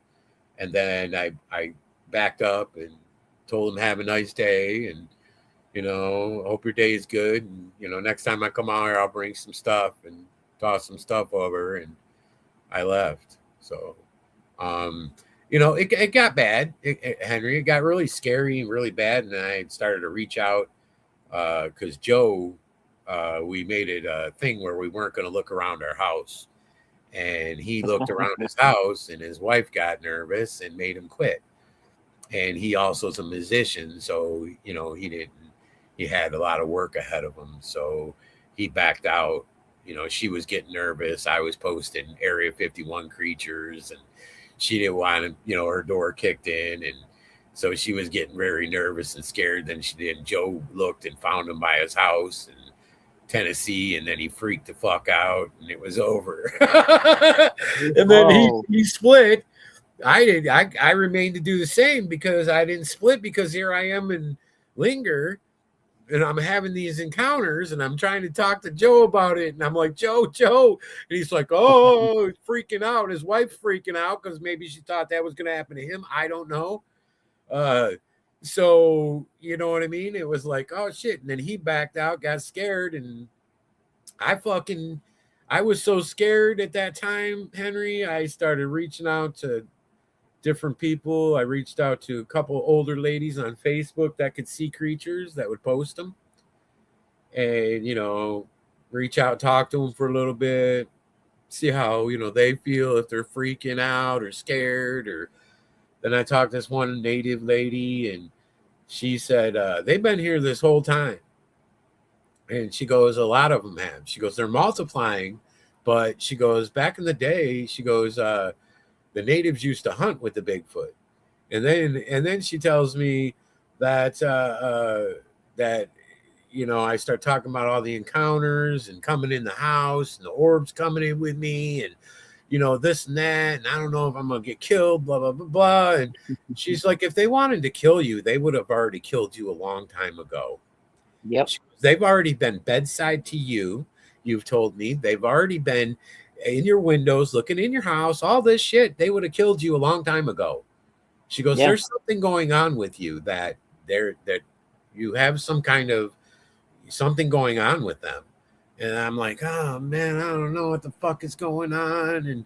And then, I talked to a lady, I started interviewing people on discovering the unknowns, and I fucking talked to a lady that said she mind read. So, of course, I don't know to believe in it, but I'm going to listen to what she's got to say. And then she tells me, and then she's like, you should try it. And then I'm like, oh, okay, But then I think to myself, do I want to hear these creatures talk? They know they're telepathic, and they read your mind, and they know.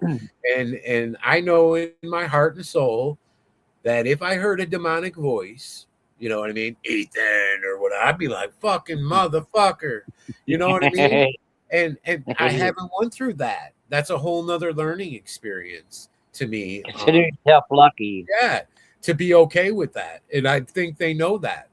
That's why they don't do that. They communicate with me by doing stuff like here's my 2-year-old, and he's out of the crib, and he busted out of the crib and shit. And so I keep seeing these dark things going through my hall, like a mother scratcher. And I'm like, dude, what the fuck? And then I get up and I go look, and the baby's out of the fucking thing. And I'm like, oh, okay. Okay. They do things like that in certain ways with me, and try to puzzle me to figure it out. It's like a puzzle. You know what I mean? Why did they do this, or why, or what's this, or why? I tried mind speaking with them. I don't want to hear their voice, but I've tried mind speaking in my head. It's okay. But, I've tried mind speaking, and I would be like, because I got nervous, and I thought, I'm getting far, and I'm posting fucking photos that these people ain't fucking even never seen anything like. I'm like, fuck, man. I'm like, they're gonna come after me. And then I'm thinking to myself, you guys want me to do this? Should I stop? And then first thing I think is no. The first thing, no matter if I ask that at all, it like hits me no. And then I'm like, okay, what the fuck, man? And I'm like, you guys all better be protecting me then. And when they come, I'll need you. You know what I mean? And Yeah. then and then I also, with that, I also had psychics interview me. There's a couple psychic ladies that interviewed me. And I'm thinking, why do you want to fucking interview me, man? I'm showing Bigfoot and cryptid creatures. Why do you want to interview me? You're a psychic lady. So I didn't ask no questions. I just thought, okay, well, I wonder what they're going to ask me. Didn't have no idea. So I get on the show, and the first thing she does is wants to show me that she's psychic. So, kind of like how you did it with Swamp that day and read his mind Yeah. and wanted to prove to him you could do that. And you're not toying with some bullshit here, dude. You know what I mean? So she proved me up. She told me what I had for 3 days worth of dinner, and certain little keys about it. And I was like, oh my God. And so I knew she knew what she was talking about, or she did something where she, you know, fucking read me, and I was like, oh, so she told me that these entities that she wanted to talk to me because she feels that they are using me as a receiver, as an antenna, and they go through me for certain things. And I'm like, well, what's that? You know what I mean? I'm like, I want to know. You know what I mean? I'm like, what do you mean?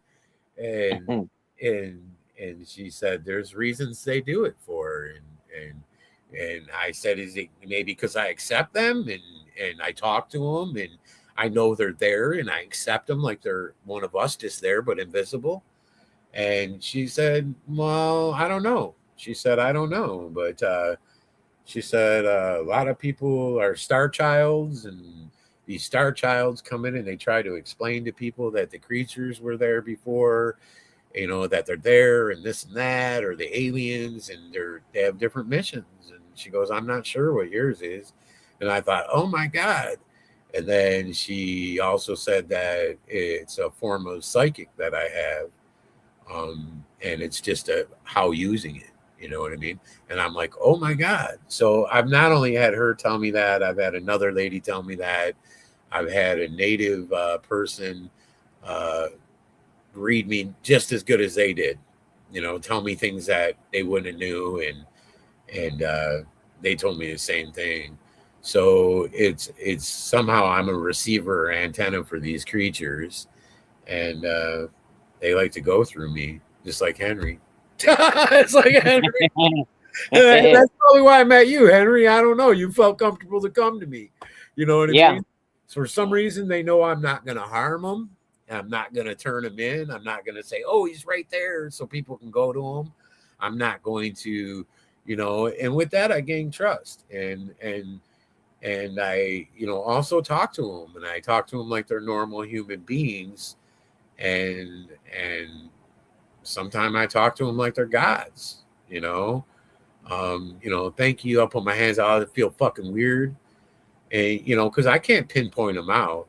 And sometimes I'll feel funny and my hair will stick up like somebody's in the room with me.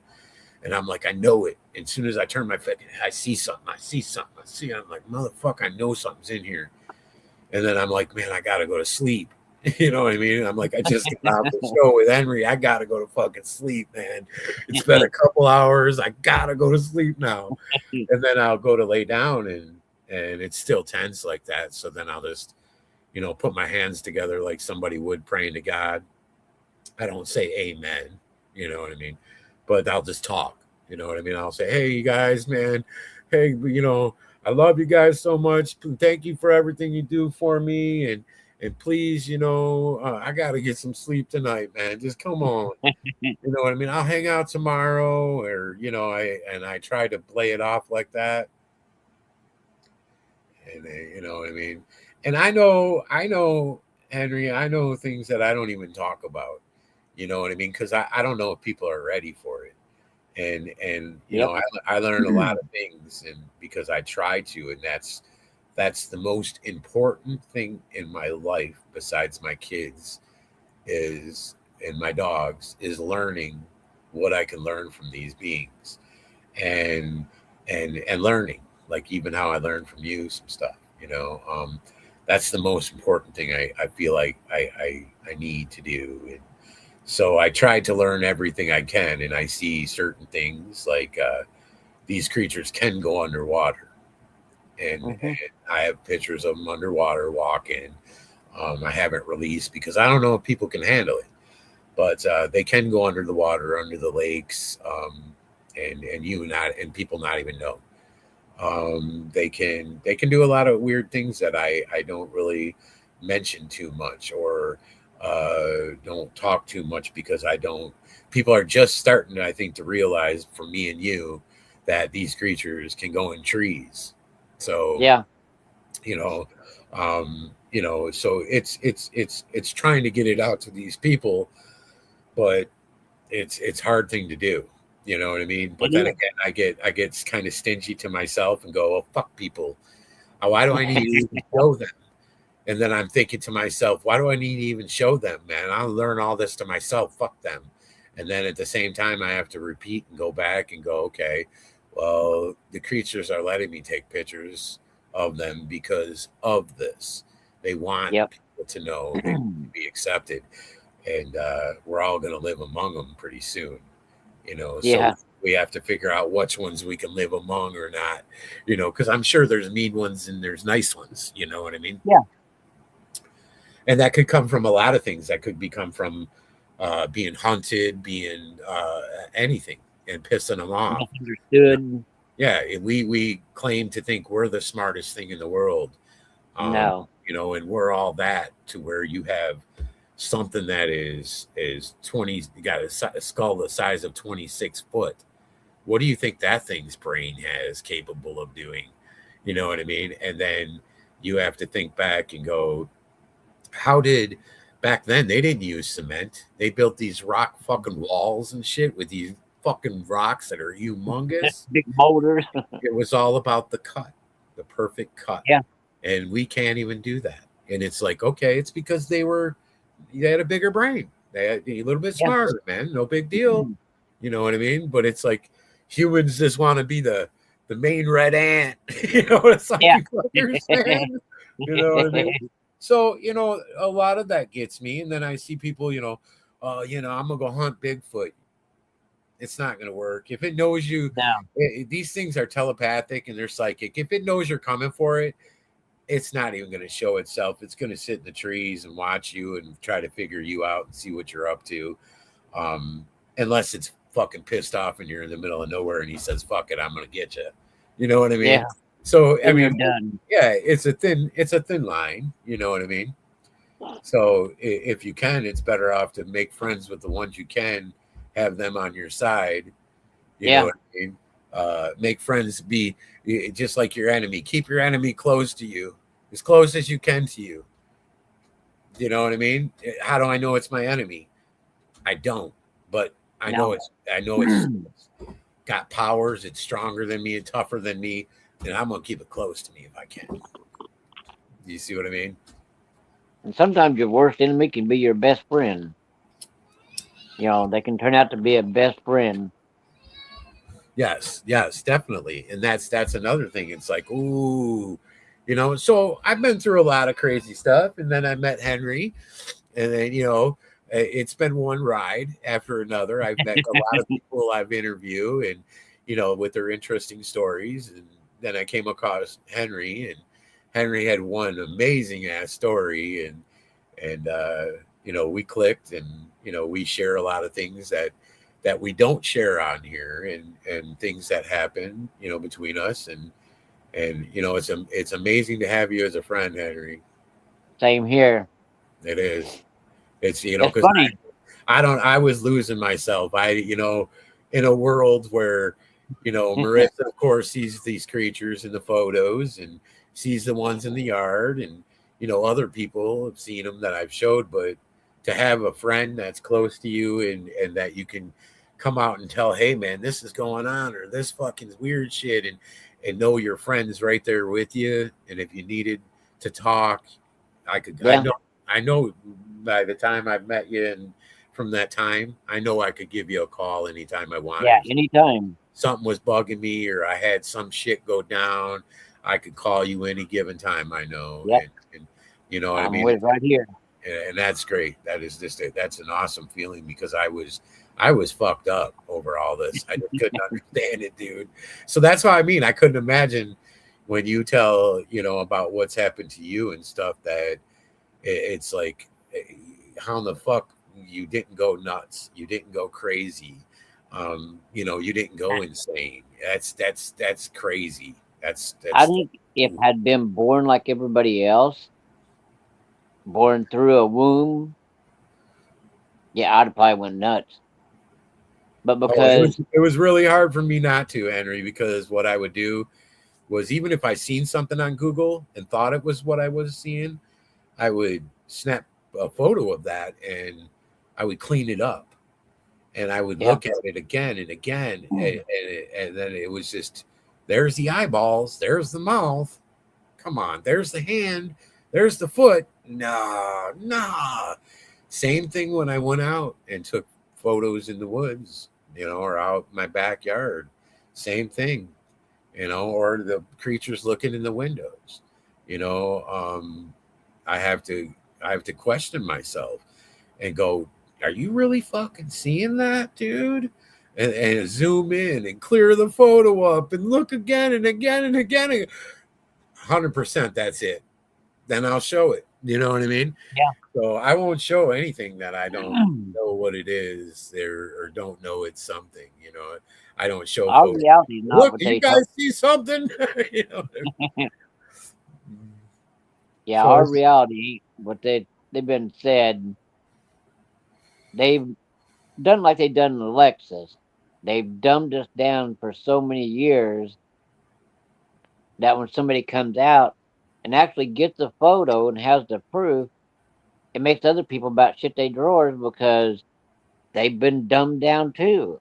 yep, yep, And we're just trying to open up people's minds to the possibility of the things and the things going on around them right in front of them that they have no clue about and even yeah, how it works.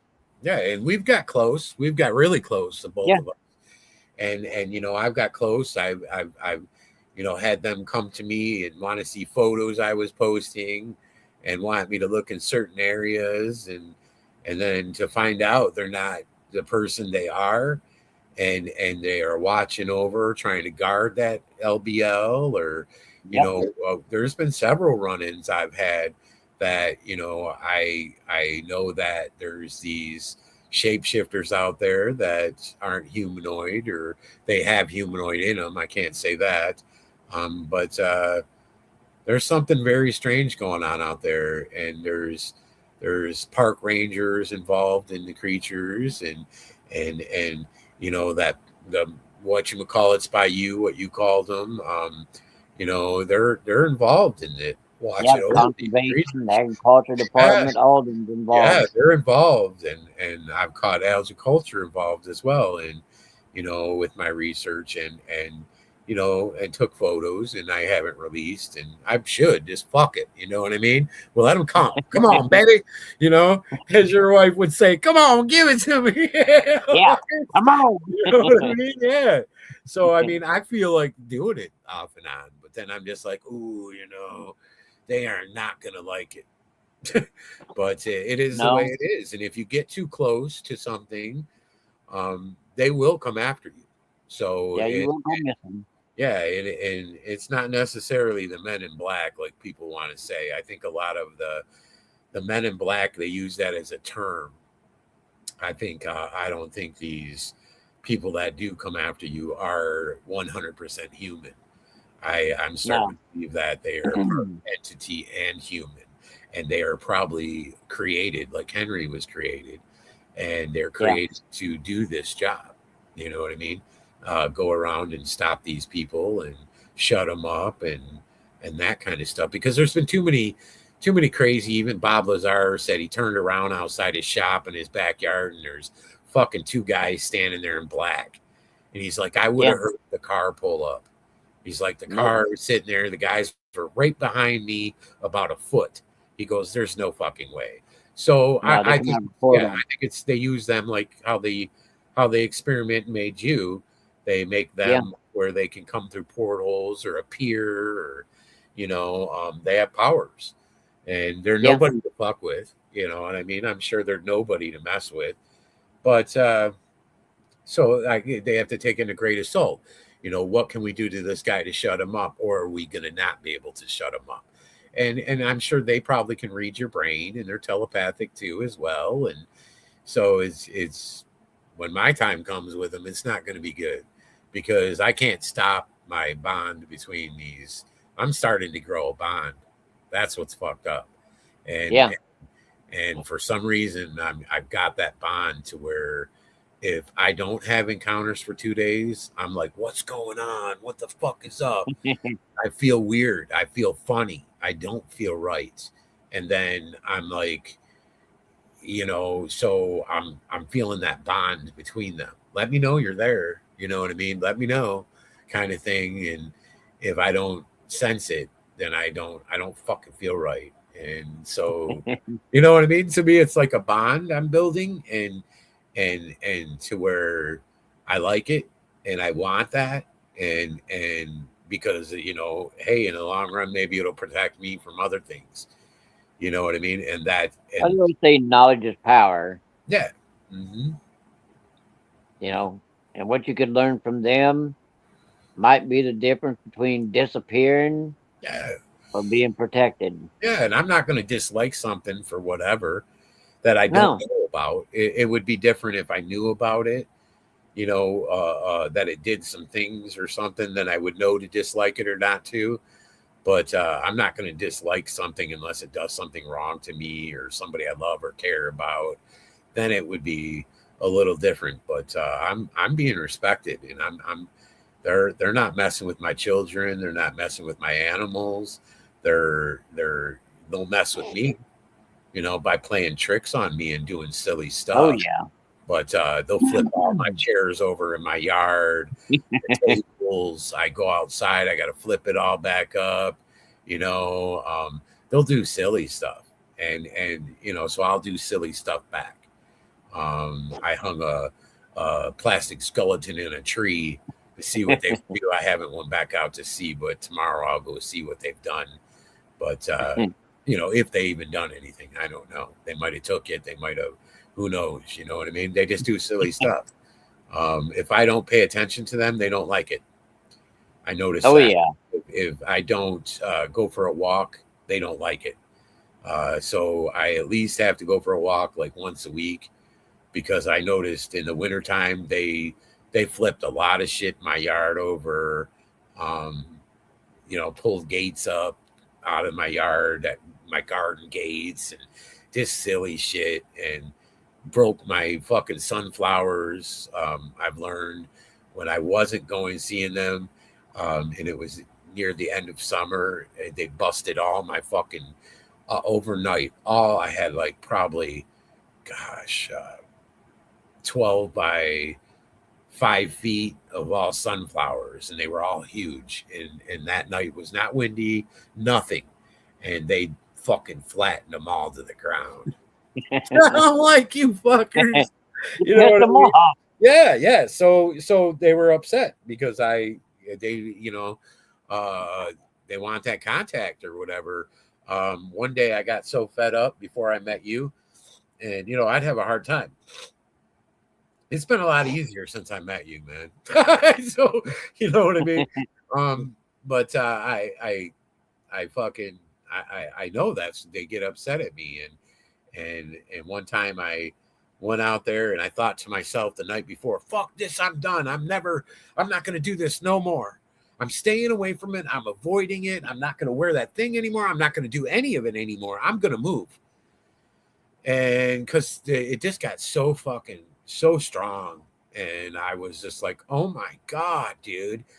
I'm like, I can't even I gotta have a little bit of space, man. I come in from outside and I got the shit going on at my house, and now I'm like, whoa, dude, about to freak out. So I told myself that the next day I went to say goodbye without saying goodbye, but knowing it in my head that I'm the last time I'm going out there, but I'll go out there tomorrow.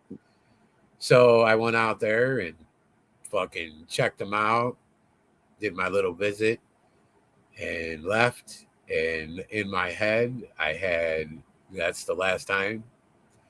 And I got home and I fucking was on the phone with Swamp, matter of fact. And Marissa had a friend over for the weekend. And I was getting ready to go to the store and get cigarettes and pop and milk or something. So I got in the car, took off, hung up with Swamp, went to the store, and fucking had on the way back home, I had an orb come down on the side of the car. Now, this is a 2 lane highway. I live up north of Wisconsin. So it's 2 lane highway, not a lot of people. Uh, one side I seen above in front of me, I could see it coming down as I was driving towards it, and it came down both of them at the same time and met each side of the car window. Out of each side of my car window was about a 7 foot long by 5 foot tall orb. One was purple and one was orange. So I started snapping a bunch of photos of that. That followed me down the road for about a mile. Took off, got home. My eyes were like if you've ever welded without glasses, you burn your eyes. Yep. My eyes were really burny, runny. My nose started to bleed. Never had my nose bleed. Never that I can remember. All night long. So I thought, this is fucked up. My sister, I called her. She said, in the morning time, I told her my nose bleeding all night long. She said, you go to the hospital now. That's not a good sign. So I fucking went to the hospital and they asked me what happened. I told them. They looked at me funny. Of course, they took blood samples then because, they were drug testing, I'm sure. They called the sheriff department. The sheriff came up there to talk to me. They didn't call the sheriff department until after I showed them photos. So I showed the doctor photos of the orbs on both sides of the car, and he about shit himself. And he walked out of the room, and about 20 minutes later, the sheriff was in there. And fucking, he said that I wasn't the only one. There was a car behind me that took photos as well of those things, and but they didn't go over to that car. They were just at my car.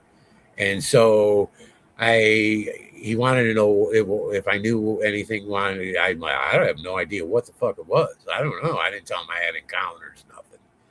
I didn't want to egg it on. I didn't want to be a test product. You know what I mean? Test him, see if he's got radiation. You know what I mean? I didn't want none of that.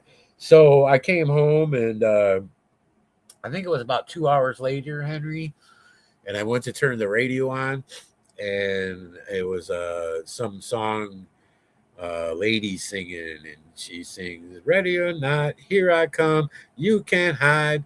We're gonna find you." And it was a song, and I'm like, "Oh my god!" And I'm like, they're showing me, they're telling me. Yeah. Me, I took that as they were telling me that no matter where I go, they're gonna find me, and that there's no place to hide. That's exactly what I took from that. And so I changed my thought of pattern. And the next day I was right back out there again, visiting them. So, I mean, it's crazy. And then the more I started, I was visiting them in the woods before they started coming up to the house. I think they come up to the house when they don't see me as much. And coming into the woods, I have a certain spot in the woods right across the street from my house, not far in the woods, and not far walk at all, probably about 10 minutes, nothing. And I'll go there, but when I don't go there as much, because I would go there like every 2 days, and then I cut it down to about once a week. And then the winter came, and of course I wasn't going there in the winter. So before the winter came, I slowed down my going there. I think it was around Halloween time, and they fucking got really strong. They were coming up to the house, busted all my fucking sunflower plants, just taking my hummingbird feeders down and setting them on the ground when they're hung up up on the porch and 2 stories up. And and they take them down and they set them right on the fucking ground. It's funny, dude.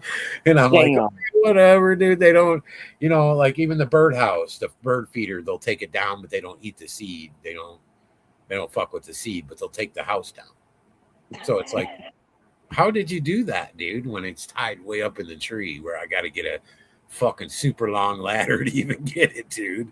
Damn. They do amazing shit, So Yeah. I feel they can do anything they given want at any given time. You could turn around and they can appear right like that behind you if they Yeah. wanted. It's all what they want to do or what they decide to do, or because I know they can do it. I've seen them do amazing stuff, just amazing stuff, and make miracles happen as well. You Yeah. know, so it's a big learning experience. I like I said, you learn till you die. You know what I mean? And I almost feel cheated because of my age, and I'm just starting to learn. You know what I mean? That's the way I look at it. I'm a freshie, and motherfucking, you know what I mean? There's a lot to learn, so much to learn that it's like, but who knows? You might still learn when you die.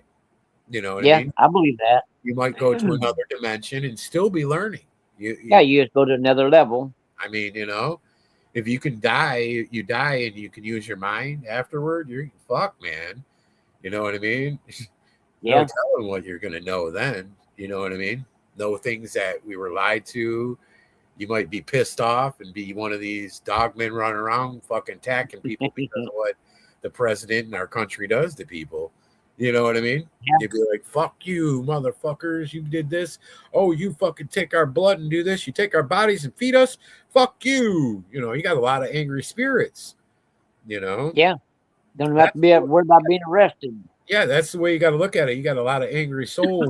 You have to think. Look at these people execute dogs and cats like no Yeah. tomorrow. I'm talking every day. They're gassing tons of them, gassing and gassing and gassing. For all you know, them dogs might be coming back for that to fucking Yeah. teach Come back to everybody get a even. lesson. There's a cat creature out there running around too, and that might just be a form of a cat spirit to fuck everybody up too. Just Yeah. trashing their souls like that. How dare you not have a heart and think you're all that? And when I was young, they used to say nothing had souls but us.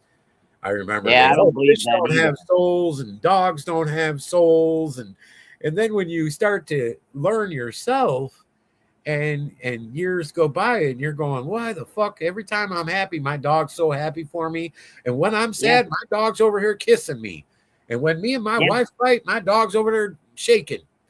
That's because they Yeah. have feelings, dude. They Yeah. They remember got they feelings have and love. They got a feelings. soul. Yeah, they have a soul. It's like, Hell how yeah. dare this country lie to me? It makes me think the fucking country is so goddamn retard that it doesn't make any sense. I've never graduated from Harvard or no college, and I dropped out of high school. So when I sit there and look at President Trump or something like that, I think you're about as stupid as a motherfucker. You're supposed to be making economy be good. You're supposed to be making things be better. This country doesn't do anything like that. I mean, it's not just Trump; it's the country. They don't fucking do shit. They don't make things No. better. They don't do. It's all been a big ass lie. That's all it's been. If the devil is my God, then so be it. Tell me so I can Yeah. bow to him. You know what I mean? Or if an alien is my God, then tell me so I can bow to him. And so, I can pray to my God and appreciate my God for even creating us. But they want to Yeah. keep that from us. They make up this God that they want to make up that you ain't getting nothing out of. Try and suck something out No. of that, Jesus. You ain't getting shit because Yeah. it's made up. That's why the real shit they keep you away. Yep. They don't. And natural powers. Oh, it's Satan. Think this is what keep you away from everything, and they hide behind that false religion and that is very unfair for them to keep the real religion away from us, the real God away from us, because they Yeah. don't That's want us true. to be able to pray to him. They don't want us to be able to get powers. You know, No. They want to keep us below them. yeah. Mhm. Well, these natives swear up and down they made things happen. I seen grandfather, man. He prayed for rain. It hasn't rained in months, and grandfather prayed and it rained. We were Yeah. broke on food, and grandfather made the elk come through. There's a lot of amazing stories that these natives talk about, and they talk about asking, the star gods for stuff, and they would get answered. So that's a little more closer than Jesus. If you're Yeah. getting an answer, you know what I mean? It's like, ooh, Yeah. you know what I mean? Yeah, look at all them damn Jews that died during World War II. And when they're going to those gas chambers or being shot, they asked God to come down and help them. Now, that is God's chosen people. You thought he'd help them. You think he'll help some bitch like me? Hell no. He didn't help them. No, And I mean, I can see why they do that. They keep God away from us because they don't want us to pray to him. They don't want No. us to know the real source and get any power or anything back out of that prayer. And that's Yeah, why they want us to pray to they tell. them. That's why I believe they tell you when you're young, do not ask God for anything. It's a sin to ask God for Yeah, anything. Why they say that is because they know you won't get answered and you won't believe in God yeah. after. That's why they say that. And people still Well, that do makes pray to sense. God. They still do Yeah, pray to God. And when they pray to God, I think a lot of times that something else is responding to them. And yeah. that's listening to them and seeing what they're going through. And it might be that spirit that hangs out by you and people that people call your falling angel or your whatever, watching over you. And maybe Guardian that's angel. it. Yeah, maybe that's it because it's not the person they say. That's for No, sure. You know? no, that's for damn sure. It's not the person they say. That's all top secret. They're not going to tell you. They won't even tell us about the giants and that were No. here before, but there's proof of the skulls. So it's like, come on, dude. You know what I mean? It's all a lie.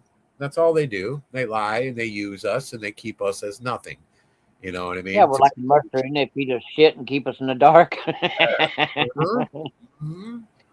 And I think we all, as human beings, know we should have a right to know who our creator is, the real one. And if Yeah, we did, maybe we all could pray. And then maybe we all could have this miracle fucking world that's like a cartoon that everything happens for everybody nice.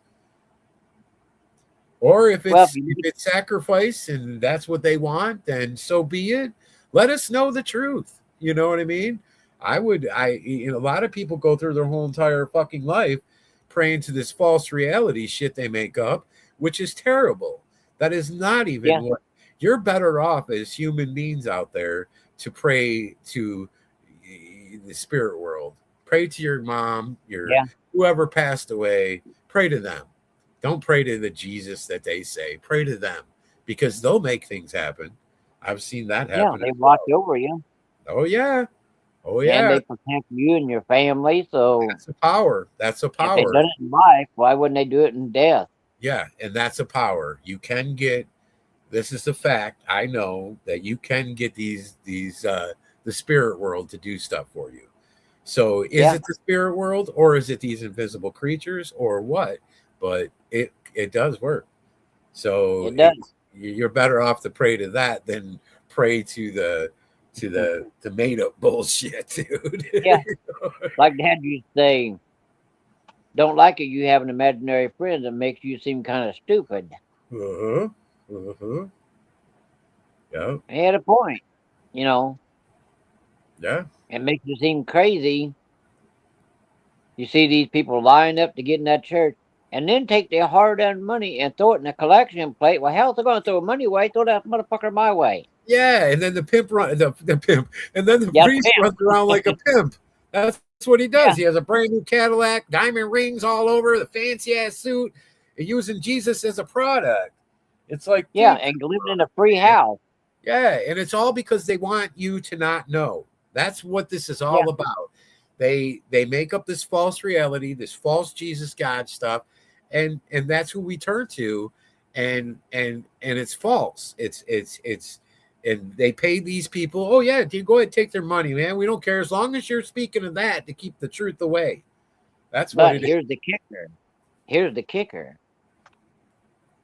Who up there north, way up north up here, who's collecting the benefits on that? presidents, senators, all these different people. Yep. They're all collecting money from those churches. Yep. Oh yeah, they got to pay a price. I'm sure to them. Yep. Yep. You got to pay the electricity bill. Yep. You got to pay for the water bill, the shitter bill, and a tax because you're the man up there preaching. So you got to send that to the old boys up there in the shit house. I mean, the White House. I'm sorry. Always get shit house and White House mixed up. I Yep. guess because they get the same thing. There's a stink from up there and they're all full of shit. Well, any day now we're gonna hear something on this new pope. Now, all Yeah. popes all fuck with the kids, so I'm sure Yeah. this pope is gonna come out anytime because he's been in there a while. So any Yeah. given time they're gonna remove him and plane him out of there because he fucked with a kid or whatever the fuck got caught up. I bet you every Yeah. fucking time. How dare them even do that? For someone to be a pope and be what they're supposedly saying he is, and he messed with a kid, that ought to be death penalty, dude. I don't give a Yeah. fuck if you're the pope or not. You know what I mean? Death penalty. Fuck that shit. You don't fuck with kids, dude. You don't do that nasty ass shit. You know what I mean? You know, Unless if that they is our reality, and but they're not letting us know. But it's amazing no, how what they could do though. these people with the money all fucking do that nasty ass shit, and they get away Yeah. with it, and they fucking get away with it, and here we are, us people, we do something like that, you're in trouble, but Oh they yeah, do they it. cut your nuts off. Yeah, but they do it, and look at all the celebrities involved with P Diddy. You know what I mean? Ellen DeGeneres, all these fucking people, man, they do all Yeah. this nasty ass shit. Oprah Winfield, I mean, come on, and they get away with it. It's because they're Yeah. higher power people, which they probably ain't even people. They're probably No. some sort of shapeshifter and with power, and that's how come they get away with it, because they can't fuck with the shapeshifters. Do you see what? Because Yeah. they are. You see what I mean? So that's why they I don't get always in trouble. believe if they would let those cardinals and people like that get married and get a little bit of kitty once in a while, Yeah, that's what I mean. I they think they wouldn't ought be to out let the here Pope trying to marry the rape these nun. young kids. Yeah, the Pope should be married to the nun. I mean, I don't, sister, father, Yeah. whatever, or mother, father. Call her a mother for all. Who gives a fuck? They do But got a mother superior. it's so far blown, man. It's so far blown. In Canada, they started burning the churches. They're getting sick of it. They're getting sick of the bullshit. If you notice, times changing really hard and really fast. It's like People no more. finally open their eyes and Yeah, knowing. music is came to computers now. It's there's no one Yeah. playing. There's no new bands coming out. Which is going to fade. Pretty soon they're going to go, what's that? What's that? A guitar? Whoa, Yeah. what's that? We never heard of that. Oh, well, back in my time, that was a musician band. Ha ha ha. Hell yeah. That's what it is. It's all turning. It's all turning. Sports, when I was young, it was a big thing. People were Yeah. always watching the football games and the basketball and the hockey, and not now. Not now. It's like that COVID came out, that football team fucking, we ain't wearing no shit, and disrespect stopped and people stopped. It seemed Yeah. like, you know what I mean? That's all fading. You know what I mean? Well, Yeah. so They why, quit. why are you paying that guy 300 million to be on a football team anymore? There's no sense, because we ain't No. watching. Because we ain't watching, dude.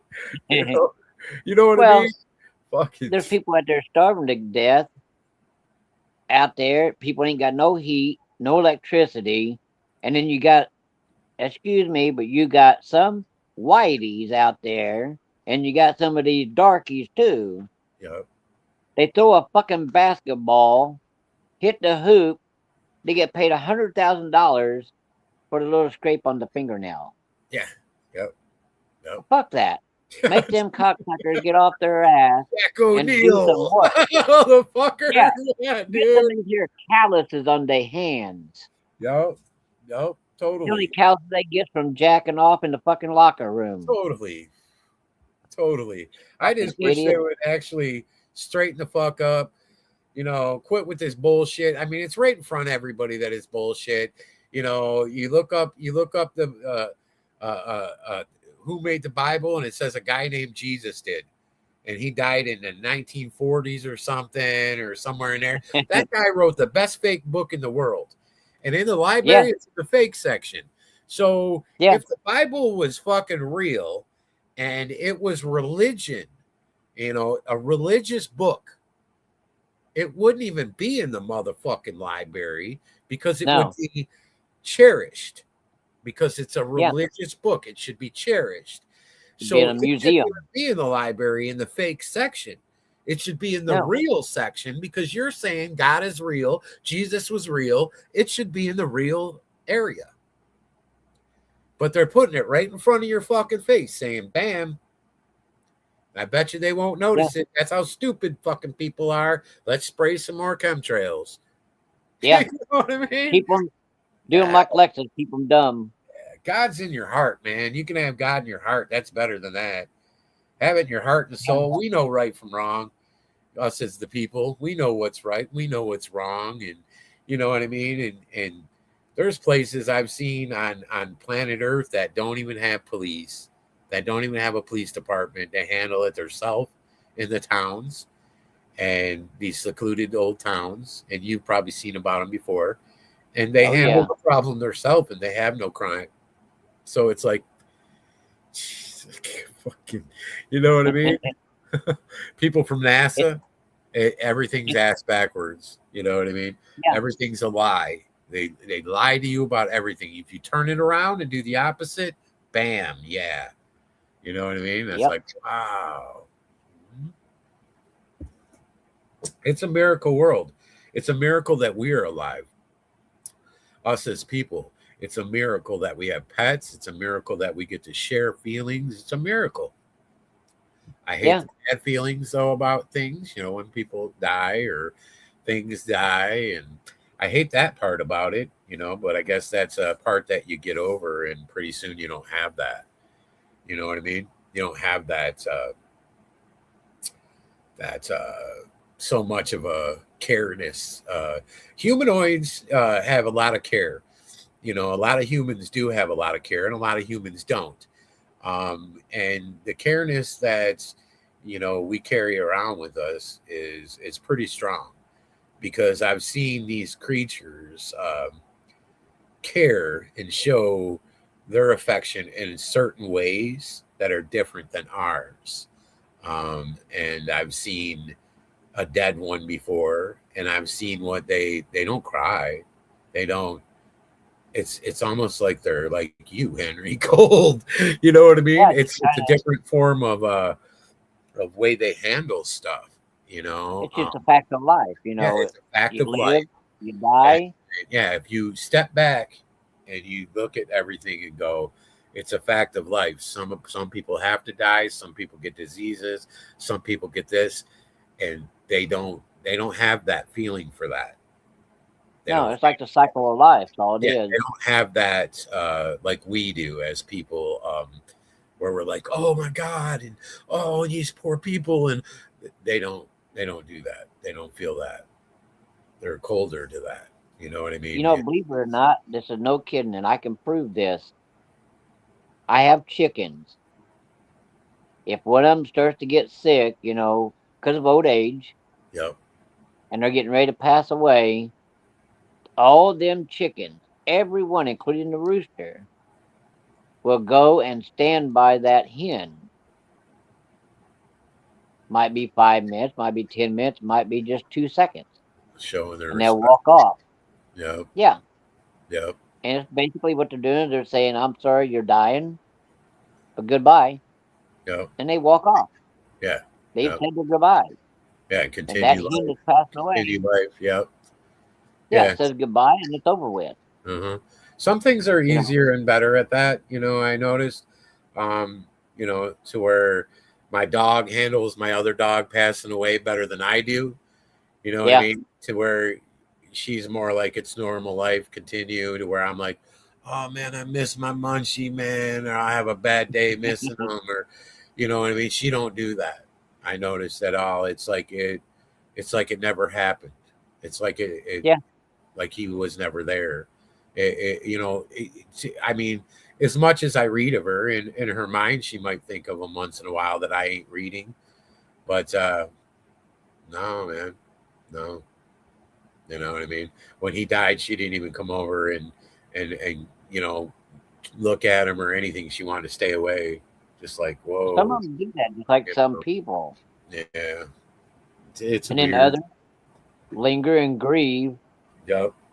And I've heard people that's had like two coon dogs or two beagles, and when one died, the other one quit hunting.